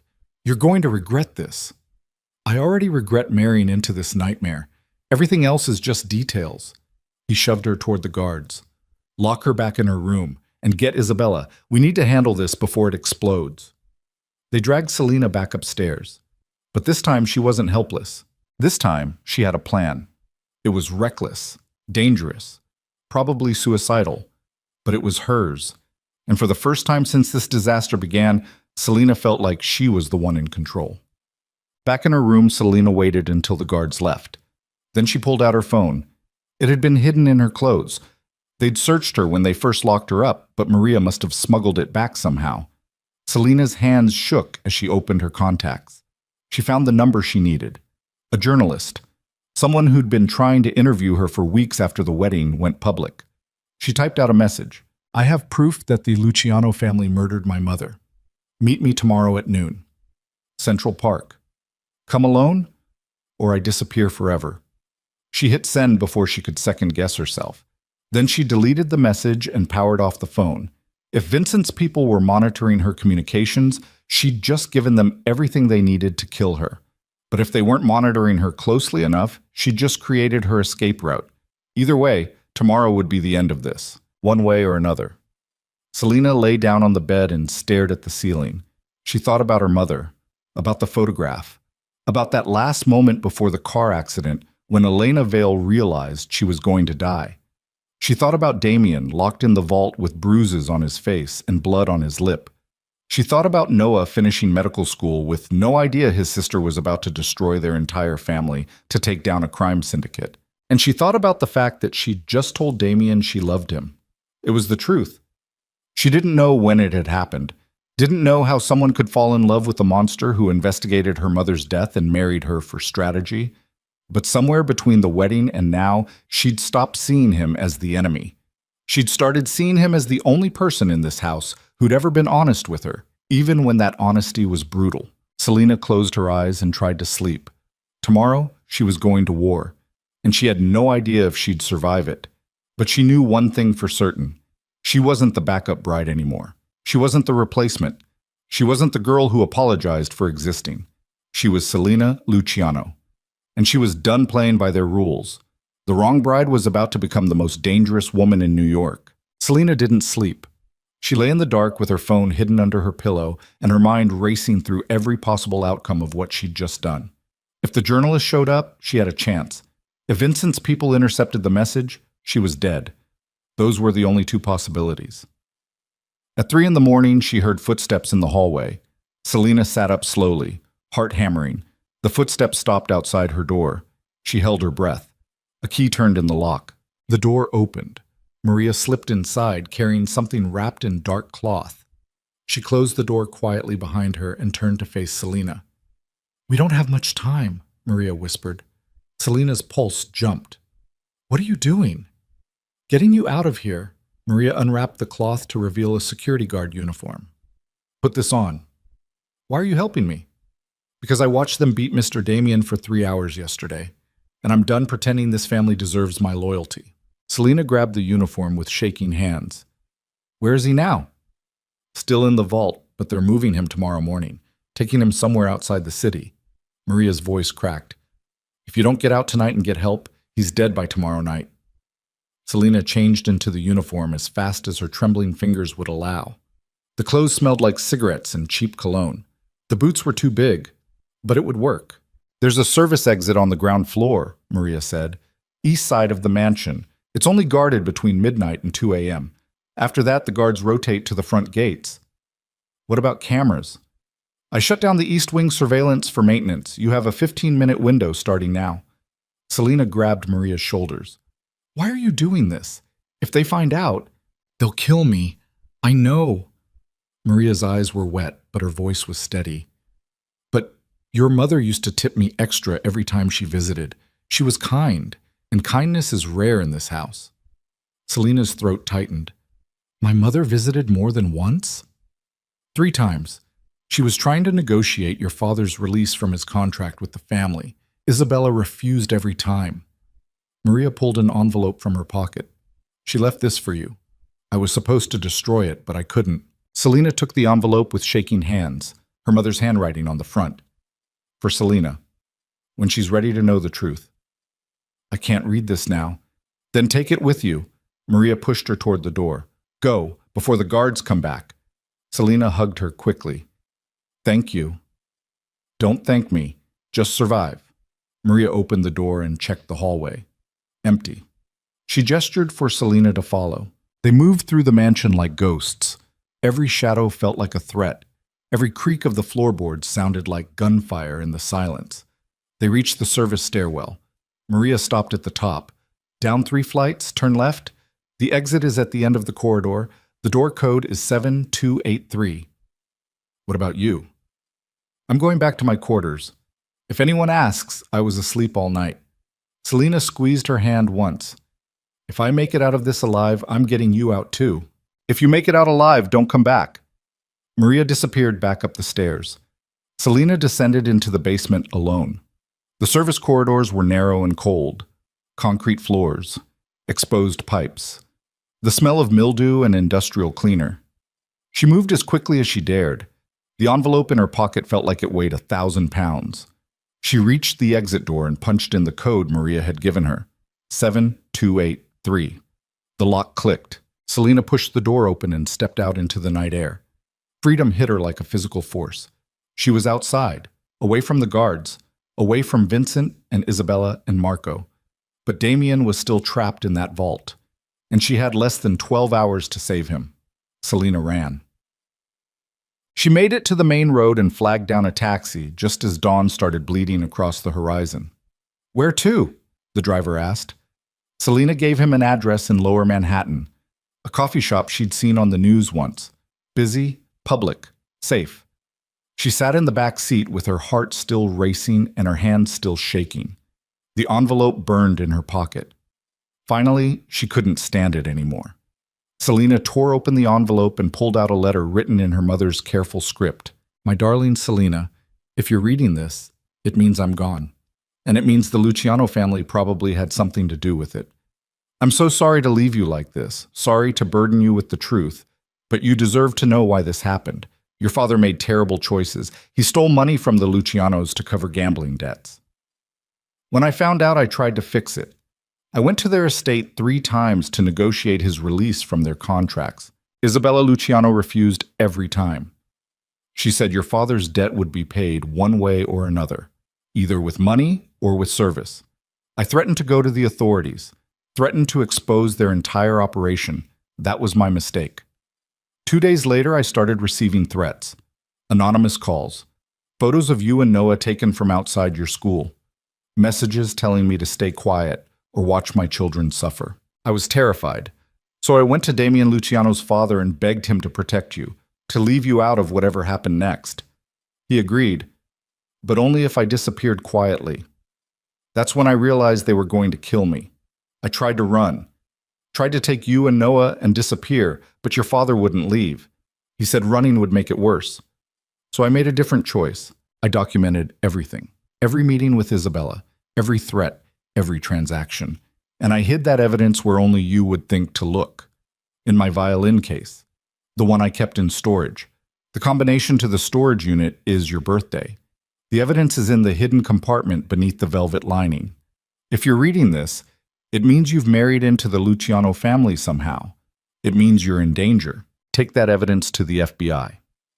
Burn this family to the ground, and don't look back. I love you more than music, more than life, more than anything in this broken world. Survive, baby girl. That's all I ever wanted for you, Mom. Selena's vision blurred with tears. Her mother had known. She'd documented everything. She'd left Selena the weapon she needed to destroy the Lucianos, and it had been sitting in a storage unit for 3 years. Miss? The taxi driver glanced at her in the rearview mirror. You okay? Selena wiped her eyes. Change of plans. I need to go to Queens, Long Island City. There's a storage facility on Vernon Boulevard. That's going to cost extra. I don't care. Just drive. The storage facility was exactly as Selena remembered it. Gray concrete building, rolling metal doors, a board attendant who barely looked up when she entered. I need access to Unit 247, Selena said. ID? Selena froze. She didn't have ID. She'd left everything at the Luciano estate. I'm Elena Vale's daughter. The unit is under her name. The attendant squinted at her. She's been dead for like 3 years. I know. I'm here to clear out her things. I need to see proof of death certificate and inheritance documents. I don't have those with me. Then I can't let you in. Selena's temper flared. Listen, my mother died and left me evidence that could take down one of the biggest crime families in New York. I need to get into that unit right now or people are going to die. So either you let me in or I'm breaking down that door myself. The attendant stared at her. Then he picked up his phone. I'm calling the cops. Selena grabbed the phone out of his hand and slammed it down. You call the cops, and the Luciano family will know where I am within 5 minutes. And then we're both dead. You're crazy. I'm desperate. There's a difference. She pulled out the last thing she had that might work. Her wedding ring. This is worth $50,000. It's yours if you give me 10 minutes in that unit. The attendant looked at the ring, looked at Selena, looked at the ring again. 15 minutes, and I'm keeping this door locked behind you. Deal. He took the ring and led her down the hallway to Unit 247. Her birthday on the lock. Oh, 614. Selena's hand shook as she entered the combination. The lock clicked open. Inside the unit was exactly as her mother had left it. Boxes of old clothes, photo albums, sheet music, and in the corner, covered with a dusty cloth, her mother's violin case. Selena pulled off the cloth and opened the case with trembling fingers. The violin was still beautiful, still perfect. She lifted it carefully and felt underneath the velvet lining for the hidden compartment her mother had mentioned. There. A small catch. Selena pressed it, and the bottom of the case popped open. Inside was a USB drive. That was it. 3 years of evidence, 3 years of secrets, 3 years of ammunition against the Luciano family, all on one tiny piece of plastic. Selena grabbed it and closed the violin case. She had what she needed. Now she just had to survive long enough to use it. By 9 in the morning, Selena was sitting in a Starbucks in Midtown with a borrowed laptop and enough coffee to kill a small horse. She plugged in the USB drive. Files appeared on the screen, hundreds of them. Bank statements, email transcripts, recorded phone calls, photographs of meetings between Isabella Luciano and corrupt politicians, footage of money being transferred through shell corporations. And at the center of it all, a detailed document outlining how the Luciano family had been laundering money for 3 decades through construction contracts, union kickbacks, and offshore accounts. Her mother had been thorough, obsessively thorough. This was enough to bring down the entire organization. Selena's phone buzzed. A text from the journalist. "I'm here. Where are you?" Selena checked the time. 11:45. She grabbed the laptop and headed for Central Park. The journalist's name was Rachel Kim. She was in her mid-30s with sharp eyes and a recording device already running when Selena sat down on the bench beside her. "You're Selena Luciano," Rachel said. Not a question. "Yes." "You look terrible." "I escaped from a crime family's mansion at 3 in the morning. I'm doing pretty well considering." Rachel's expression sharpened. "You said you have proof they murdered your mother." "I have more than that." Selena opened the laptop. "I have 3 years' worth of evidence documenting every illegal operation the Luciano family runs." She turned the screen toward Rachel. Rachel's eyes widened as she scrolled through the files. "Holy shit." That's one way to put it. This is Pulitzer-level stuff. Where did you get this?" "My mother. She documented everything before they killed her." Selena's voice cracked. "I'm giving it to you on one condition." "What condition?" "You publish it immediately. Today. Right now. Before the Lucianos have time to cover it up or kill anyone else." Rachel looked up from the laptop. "If I publish this, you're going to become the most wanted woman in New York. Every criminal organization with ties to the Lucianos will be hunting you." "I know. You'll never be safe again." "I'm not safe now." Rachel studied her for a long moment. "Why are you doing this?" "Because they killed my mother. Because they're holding my husband prisoner. Because I'm done being afraid of monsters." Selena met her gaze. "And because someone needs to stop them before they destroy anyone else." Rachel nodded slowly. "Okay, I'll do it. But you need to go into protective custody. Right now. I have contacts at the FBI. "No, not yet." "Selena, they're moving Damien today, taking him somewhere outside the city. If I don't get to him first, he's dead." "Then let the FBI handle it." "The FBI will take days to build a case." "He doesn't have days, he has hours." Rachel closed the laptop. "You're going back to that estate." "Yes." "That's insane." "Probably. They'll kill you the second you walk through the door." "Maybe, but at least I'll die trying to save someone instead of hiding while they murder him." Rachel shook her head. "You really love him." "Unfortunately." "Then take this." Rachel pulled something from her bag, a small recording device. "It's got GPS tracking. The second you turn it on, it broadcasts your location to my phone and starts recording everything around you. If something happens to you, at least there'll be evidence." Selena took the device. "Thank you." "Don't thank me. Just don't die." Rachel stood and walked away with the laptop tucked under her arm.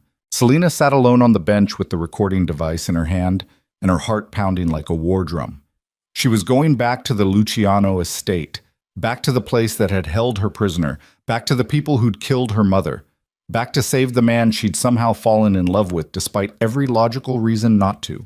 It was reckless, stupid, suicidal, but it was also the only choice she could live with. Selena stood up and headed for the subway. She arrived at the Luciano estate just after 1 in the afternoon. The gates were closed, guards everywhere. Selena walked straight up to the main entrance and pressed the intercom button.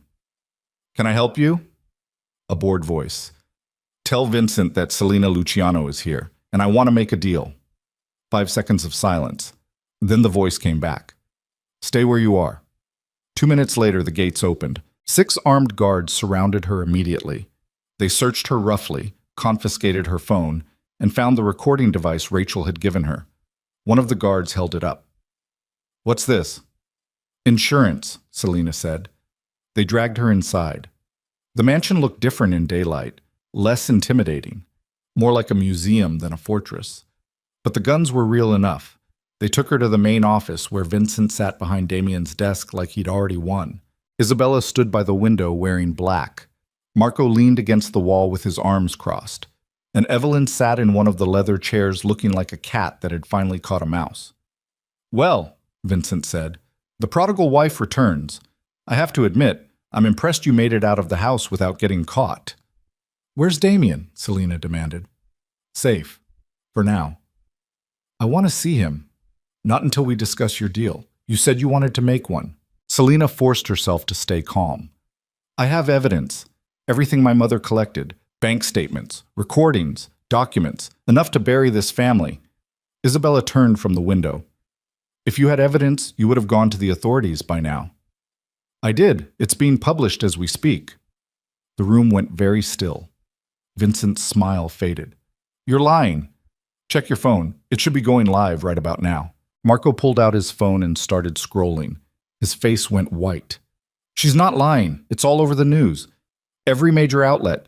They're calling it the biggest organized crime expose in decades." Isabella moved faster than Selena would have thought possible for a woman her age. She crossed the room and grabbed Selena by the throat. "You stupid little girl. Do you have any idea what you've just done?" Selena couldn't breathe, but she forced out the words anyway. "I destroyed you." Isabella's grip tightened. "You destroyed yourself." "Let her go." Vincent's voice was cold. "Killing her now doesn't fix anything." Isabella released Selena's throat and stepped back. Selena gasped for air while her vision swam. "We need to move," Marco said. "The FBI will be here within the hour." "Then we leave now," Vincent said. "Isabella, get the offshore accounts ready. Marco, start the emergency evacuation protocol." "What about Damien?" Marco asked. "He's a loose end. Handle it." Selena's blood went cold. "No." Vincent looked at her with empty eyes. "You wanted to save him so badly? Fine. You can die with him." He nodded to the guards. "Take her to the vault. Put them both in the car. Drive them to the river. Make it look like an accident." The guards grabbed Selena's arms. She fought, kicked, screamed. It didn't matter. They dragged her toward the door while Vincent and Isabella made plans to disappear, and Evelyn watched with that same cold smile. This was how it ended. Not with triumph, not with justice, just drowning in the Hudson River with the man she'd tried to save. They hauled her down to the basement, through the service corridors, toward the vault. The door was already open. Inside, Damien was standing with his hands still cuffed but his eyes sharp and furious. "Selena, I'm sorry," she whispered as they shoved her inside. "I tried." The guards uncuffed Damien and pushed them both toward the exit at gunpoint. "Move!" one of them barked. They were led through a garage to a black SUV, forced into the back seat. Two guards climbed in front. The engine started. Selena looked at Damien. His face was bruised and bloody, but his eyes were still defiant. "I love you," she said. "I know." The car pulled out of the garage and headed toward the main gates. Selena's hand found Damien's under the seat. He squeezed once. A promise or a goodbye? Maybe both. The SUV reached the gates, and sirens exploded across the estate. Red and blue lights flooded the driveway from every direction. Federal vehicles, dozens of them, blocking every exit. "FBI, stop the vehicle!" The driver slammed on the brakes. "What the hell?" The doors were ripped open. Federal agents in tactical gear dragged the guards out at gunpoint. Someone pulled Selena from the car while others surrounded Damien. "Selena Luciano?" A woman in an FBI jacket appeared beside her. "I'm Agent Morrison. Are you injured?" Selena couldn't speak, couldn't process what was happening. "The journalist called us," Agent Morrison said. "Gave us your location from the GPS tracker. We've been monitoring the estate for the last 40 minutes. Reality slammed into Selena like a freight train. Rachel had tracked her. The recording device had worked. The FBI had heard everything. They'd come just in time. "Damien." Selena tried to turn back toward the car. "He's being detained for questioning. So are you. But you're both safe now. Safe. The word felt foreign. Selena's legs gave out. Someone caught her before she hit the ground. The last thing she saw before everything went black was Damien being led toward a federal vehicle. He looked back at her once. Their eyes met. And for the first time since she'd married him, Damien Luciano smiled. Not a cold smile. Not a calculated smile. A real one. Then everything faded to nothing. Selena woke up in a hospital room that smelled like disinfectant and old coffee. The ceiling was white. The walls were beige. Fluorescent lights hummed overhead like dying insects. For a moment, she couldn't remember where she was or how she'd gotten here. Then it all came flooding back. The estate, the guards, the car, the FBI. Damien's smile. Selena sat up too fast and her vision swam. Her throat ached where Isabella had grabbed her. Her wrists were bruised from the guards. Every muscle in her body felt like it had been through a war. Maybe it had. A woman in an FBI jacket sat in a chair by the door. She looked up when Selena moved. "You're awake. Good. I'll get Agent Morrison." She left before Selena could ask any questions. 2 minutes later, Agent Morrison entered with a file folder and a tired expression that said she'd been doing this job too long to be surprised by anything. "How are you feeling?" Morrison asked. "Like I got hit by a truck." "Close enough." Morrison sat down in the chair and opened the folder. "You've been unconscious for 6 hours. The doctors say you're dehydrated, malnourished, and suffering from acute stress. But you'll live." "Where's Damien?" "In federal custody, being questioned." "Is he okay?" "Physically, yes. Legally." Morrison's expression was grim. "That's more complicated." Selena's chest tightened. "What does that mean?" "It means your husband is the head of one of the most powerful crime families in New York. Even with the evidence you provided, building a case that sticks is going to take time. And his lawyers are very good." "He didn't kill my mother. Isabella did." "We know." Isabella Luciano was arrested 3 hours ago along with Vincent Luciano and 12 other members of the organization. They're all being charged with racketeering, money laundering, conspiracy to commit murder, and about 30 other felonies. Selena's breath caught. They're actually going to prison. If we can make the charges stick, yes. But these people have resources, political connections, the best defense attorneys money can buy. Morrison leaned forward. "Which is why we need your testimony. You're the only witness who can directly connect Isabella to your mother's death." "What about Damien? What about him? Will he go to prison too?" Morrison was quiet for a moment. "That depends on what he knows and what he's willing to testify to.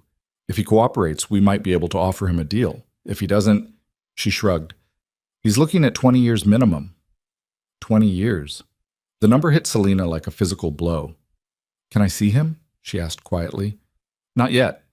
He's still being processed, but I can arrange a meeting once he's cleared through holding." "When will that be?" "Tomorrow morning, maybe."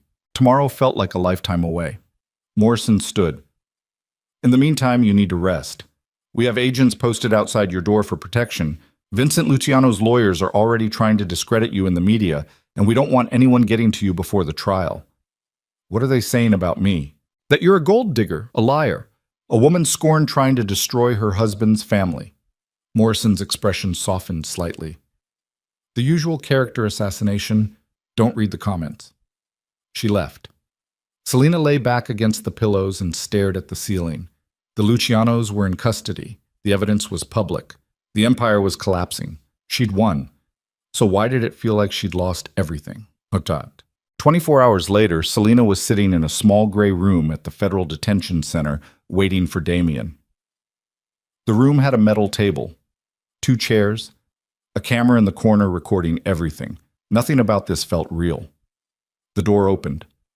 Damien walked in wearing an orange jumpsuit that looked wrong on him. Prison clothes on a man who'd spent his whole life in tailored suits. His face was still bruised, his hands were cuffed in front of him, but his eyes were sharp and clear when they met hers. A guard gestured for him to sit. "You have 30 minutes. The door closed behind them. For a long moment, neither of them spoke. Then Selena said, "You're alive. So are you. I wasn't sure if they'd let me see you." Morrison pulled strings. "She thinks if we talk, I'll be more likely to cooperate with their investigation." Damien's mouth curved slightly. She's probably right. Selena's hands clenched on the table. Are you going to cooperate? Depends on what they want. They want you to testify against Isabella, against Vincent, against everyone. I know. Will you do it? Damien was quiet for a moment.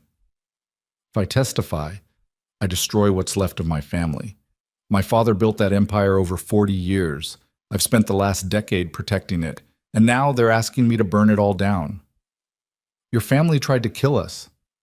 I know. Isabella murdered my mother. I know. Vincent beat you until you couldn't stand. I know. Damien leaned forward. The chains on his cuffs rattled against the table.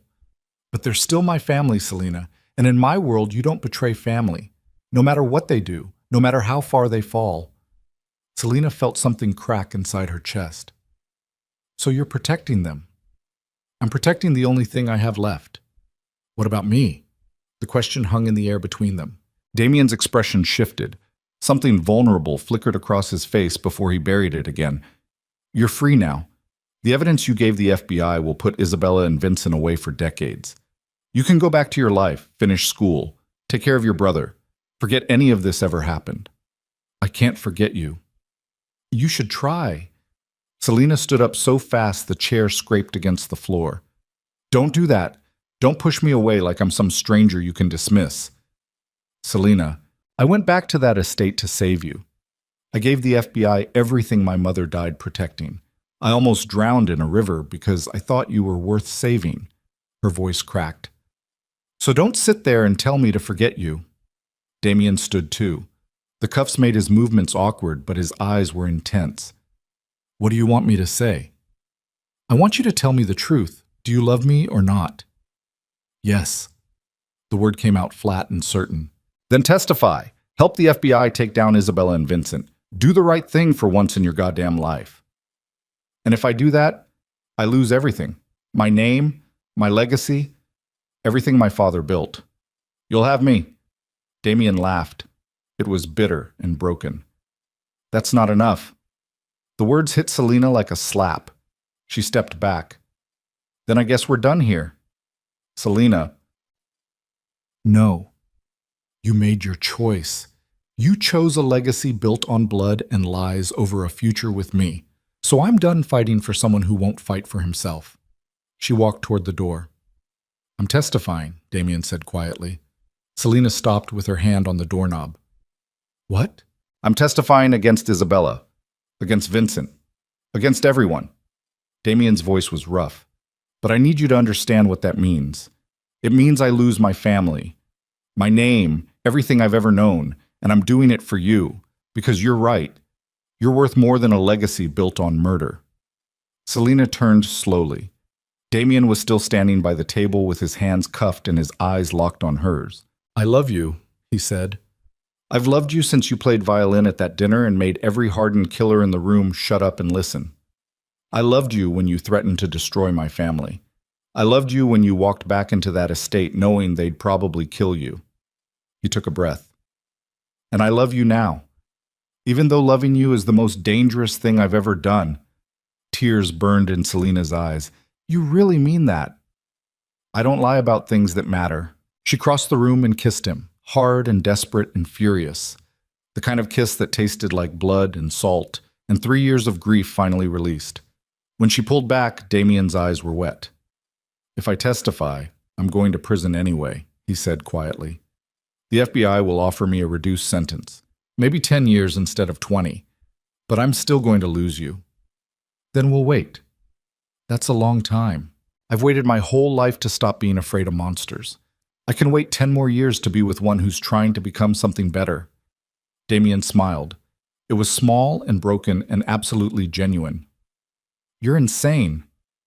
Probably. And you're the best thing that ever happened to me. I know.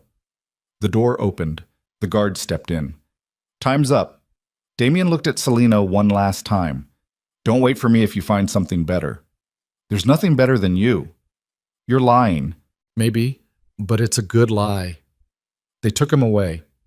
Selena stood alone in the gray room with her heart pounding and her future uncertain.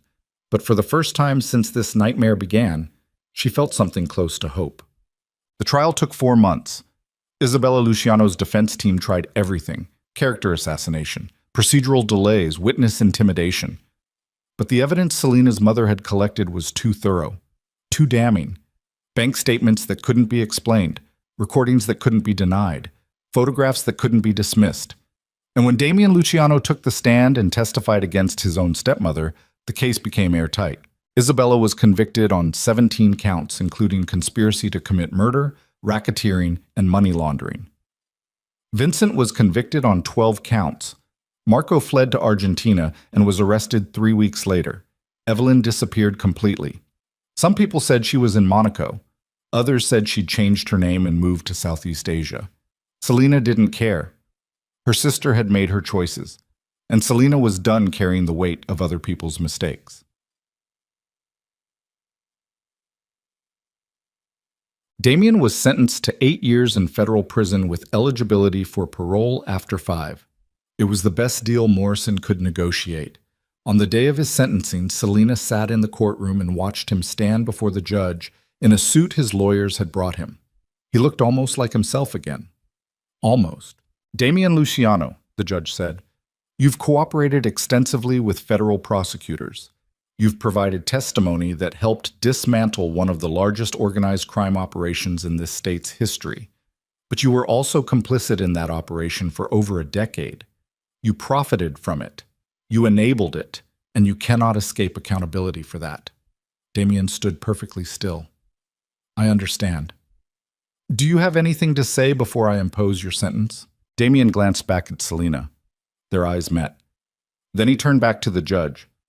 "I spent most of my life believing power was the only thing that mattered, that survival required cruelty, that showing weakness was the same as being weak."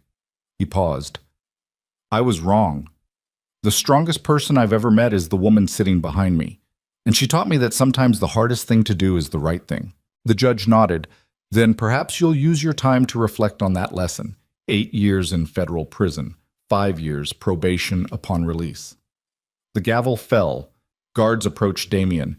He looked back at Selena one more time. She mouthed 3 words. "I'll be here." Then they took him away. Oops. 1 year later. Selena stood outside the storage facility in Queens holding a violin case that had spent too long gathering dust. She'd graduated from college 6 months ago, started working at a nonprofit that helped victims of organized crime rebuild their lives, moved into a small apartment in Brooklyn that didn't have armed guards or surveillance cameras, or the weight of a dead family's expectations. Noah was finishing his 2nd year of medical school. Their father had been convicted of embezzlement and was serving 3 years in minimum security. Margaret had divorced him and moved to Florida with most of his remaining assets. The Vale family had imploded just as thoroughly as the Lucianos. But Selena was still standing. She opened the violin case and pulled out the instrument her mother had played for 15 years. It still felt right in her hands. She'd started taking lessons again, playing in small venues around the city. Nothing fancy, just coffee shops and community centers. But it felt honest, like she was finally living the life her mother had wanted for her. Selena's phone buzzed, a call from an unknown number. She answered carefully. "Hello? You have a prepaid call from Damian Luciano, an inmate at FCI Otisville. To accept this call, press 1. Selena's heart jumped. She pressed 1. "Hey!" Damian's voice came through, rougher than she remembered, tired, but still him. "Hey," Selena said. "How are you?" "I'm okay. Better than okay, actually. I started playing violin again." "Yeah? Yeah. I played at a community center last week. Nothing professional, just music. I wish I could have heard it." "You will, when you get out." Silence for a moment. Then Damian said, 4 more years. "I know. That's a long time.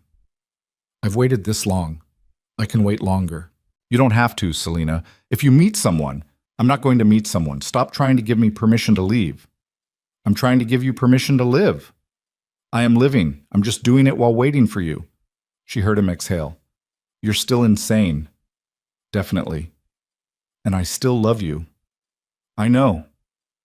They talked for another 20 minutes about nothing important, about the weather, about the books Damien was reading, about the nonprofit work Selena was doing. Then a recorded voice interrupted. You have 1 minute remaining.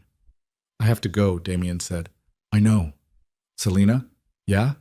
Thank you for not giving up on me. Thank you for being worth it. The call disconnected. Selena stood alone outside the storage facility holding her mother's violin and staring at the Manhattan skyline in the distance. She thought about everything that had happened, everything she'd survived, everything she'd lost, and everything she'd gained. And she realized something. She wasn't the backup bride anymore. She wasn't the replacement daughter. She wasn't the girl who apologized for existing. She was Selena Vale, soon to be Selena Luciano again when Damien got out.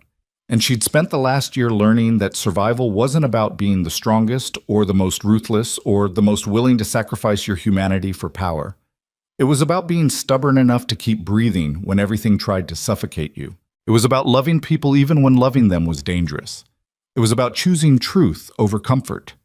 And it was about believing that even monsters could learn to be human if someone was brave enough to show them how. 4 years later. Selena stood outside FCI Otisville on a cold November morning watching the prison gates. She'd made this drive once a month for the last 5 years, sat in visiting rooms, talked through phones and plexiglass barriers, written letters that never quite said everything she wanted to say. But today was different. Today, Damien was coming home. The gates opened. A figure stepped out wearing civilian clothes that hung a little too loose on his frame. He'd lost weight. His hair was shorter. There were new lines around his eyes. But when he saw Selena, he smiled. That same genuine smile from the day the FBI had arrested them. Selena ran to him. They collided in the middle of the parking lot, arms wrapped around each other, holding on like they were afraid the other might disappear. You're real, Damien murmured into her hair. I kept thinking this was a dream. It's real. I'm real. We're real. He pulled back just enough to look at her. You waited. I told you I would. 5 years is a long time. And I'd wait 5 more if I had to. Selena cupped his face in her hands. But I'd rather not. So let's get out of here before they change their minds and drag you back inside. Damien laughed. It sounded rusty, like he'd forgotten how. Where are we going? Anywhere that's not here. They walked to Selena's car, a used sedan she'd bought 3 years ago. Nothing fancy, nothing expensive, just functional. Damien slid into the passenger seat and stared at the dashboard like it was the most beautiful thing he'd ever seen. I forgot what freedom felt like, he said quietly. Selena started the engine. Then let me remind you. They drove south toward the city, past strip malls and gas stations, and the ordinary landscape of people living ordinary lives. Where do we live? Damien asked. Brooklyn. Small apartment, 1 bedroom. It's nothing like the estate. Good. I hated that place anyway. Selena glanced at him. What do you want to do first? Honestly, I want to hear you play violin. Selena's throat tightened. Really? I've been thinking about it for 5 years. About that night you played at dinner and made the whole room go silent. I want to hear that again, but this time without the audience, without the performance, just you and the music. Okay. They drove back to Selena's apartment. It was small and crowded and filled with secondhand furniture. Nothing like the mansion. Nothing like the life Damien had lost. But it was honest. Selena pulled out her mother's violin and tuned it carefully. Damien sat on the couch and watched her with an intensity that made her nervous. What do you want me to play? She asked. Anything. Everything. I don't care. Selena lifted the violin to her shoulder and started to play.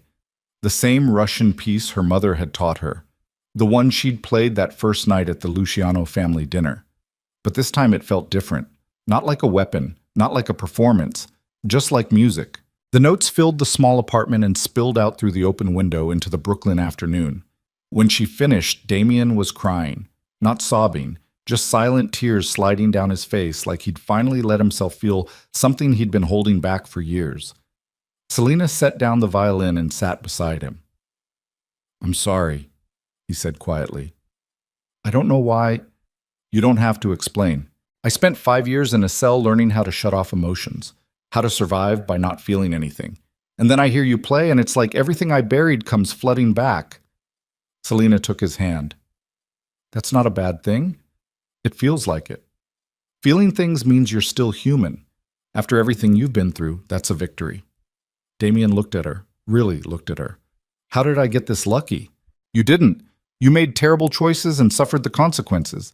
But you also chose to do the right thing when it mattered. And that counts for something. Does it count enough? Enough for what? Damien stood up and pulled something from his pocket. A small box. Selena's breath caught. He opened it to reveal a simple silver ring. Nothing expensive, nothing flashy. Just a band with an inscription inside. Worth the wait. We got married in a cathedral surrounded by criminals and lies, Damien said. I want to do it again, properly this time. No contracts. No business arrangements. Just you and me choosing each other because we want to. Selena's eyes filled with tears. We're already married. Legally, but not in any way that matters. He knelt down in front of her. Selena Vale, will you marry me again? For real this time? Yes. No hesitation, no fear, no doubt. Just yes. Damien slid the ring onto her finger and kissed her like they had all the time in the world. And maybe they did. 6 months later. They held a small ceremony in Central Park near the bench where Selena had met Rachel Kim and handed over the evidence that destroyed the Luciano empire. No cathedral, no crowds, no armed guards or media coverage, just Selena and Damien and Noah and a handful of friends who'd stood by them through everything. Rachel Kim was there. Maria had flown in from California where she'd started a new life under a new name. Agent Morrison came despite saying she never attended weddings. Evelyn didn't come. Nobody had been able to find her. And honestly, Selena didn't care. Some people didn't deserve forgiveness. The ceremony was short and simple. They exchanged vows they'd written themselves. I promise to choose you every day, Selena said. Even when it's hard, even when it's dangerous, even when it's the stupidest thing I could possibly do. Damien smiled. I promise to be worth choosing, to keep trying to be better than I was, to build something honest instead of inheriting something corrupt. They kissed while the sun set over Manhattan, and the city that had almost destroyed them glowed in the distance. Afterward, there was dinner at a small restaurant in Brooklyn. Nothing fancy, just good food and better company. Noah pulled Selena aside during dessert. You sure about this? He asked quietly. About what? About him. About everything. You could still walk away, start over somewhere new. Selena looked across the restaurant at Damien. He was talking with Rachel about the nonprofit work Selena had been doing, laughing at something she'd said, looking almost normal. Almost. I'm sure, Selena said. He's not perfect. We're not perfect. But we're honest. And after everything we survived, that's worth more than anything else. Noah hugged her. Then I'm happy for you. Even though I married a convicted felon? Even though... The night ended late. People drifted away slowly, reluctant to let the moment end. Finally, it was just Selena and Damien walking back to their apartment through Brooklyn streets that smelled like garbage and possibility. What do we do now? Damien asked. We live, Selena said. We work. We figure out how to be normal people instead of survivors. I don't know how to be normal. Neither do I, so we'll figure it out together. They walked in silence for a while. Then Damien said, I got a job offer yesterday. Selena stopped walking. You did? Construction company. They need someone to manage logistics. It's entry level. The pay is terrible, but it's honest work. Are you going to take it? I don't know. I've spent my whole life running a criminal empire. I don't know if I can just build things instead of destroying them. Selena took his hand. Then learn. You learned how to testify against your family. You learned how to survive in prison. You can learn how to build something good. What if I fail? Then you fail, and you try again. That's what normal people do. Damien pulled her close. You make it sound easy. It's not easy, but it's possible. And that's enough. They reached their apartment building and climbed the stairs to the 3rd floor. Inside, their small one-bedroom apartment waited, cramped and messy and filled with secondhand furniture, but it was theirs, built on honesty instead of blood. Chosen instead of inherited, earned instead of stolen. Selena looked at Damien standing in the doorway of their tiny apartment, wearing civilian clothes and a wedding ring that cost less than his old shoes. He looked nothing like the mafia boss who'd married her in a cathedral 3 years ago. He looked human, flawed and uncertain and trying to be better, and that was more than enough. "Welcome home," Selena said. Damien smiled.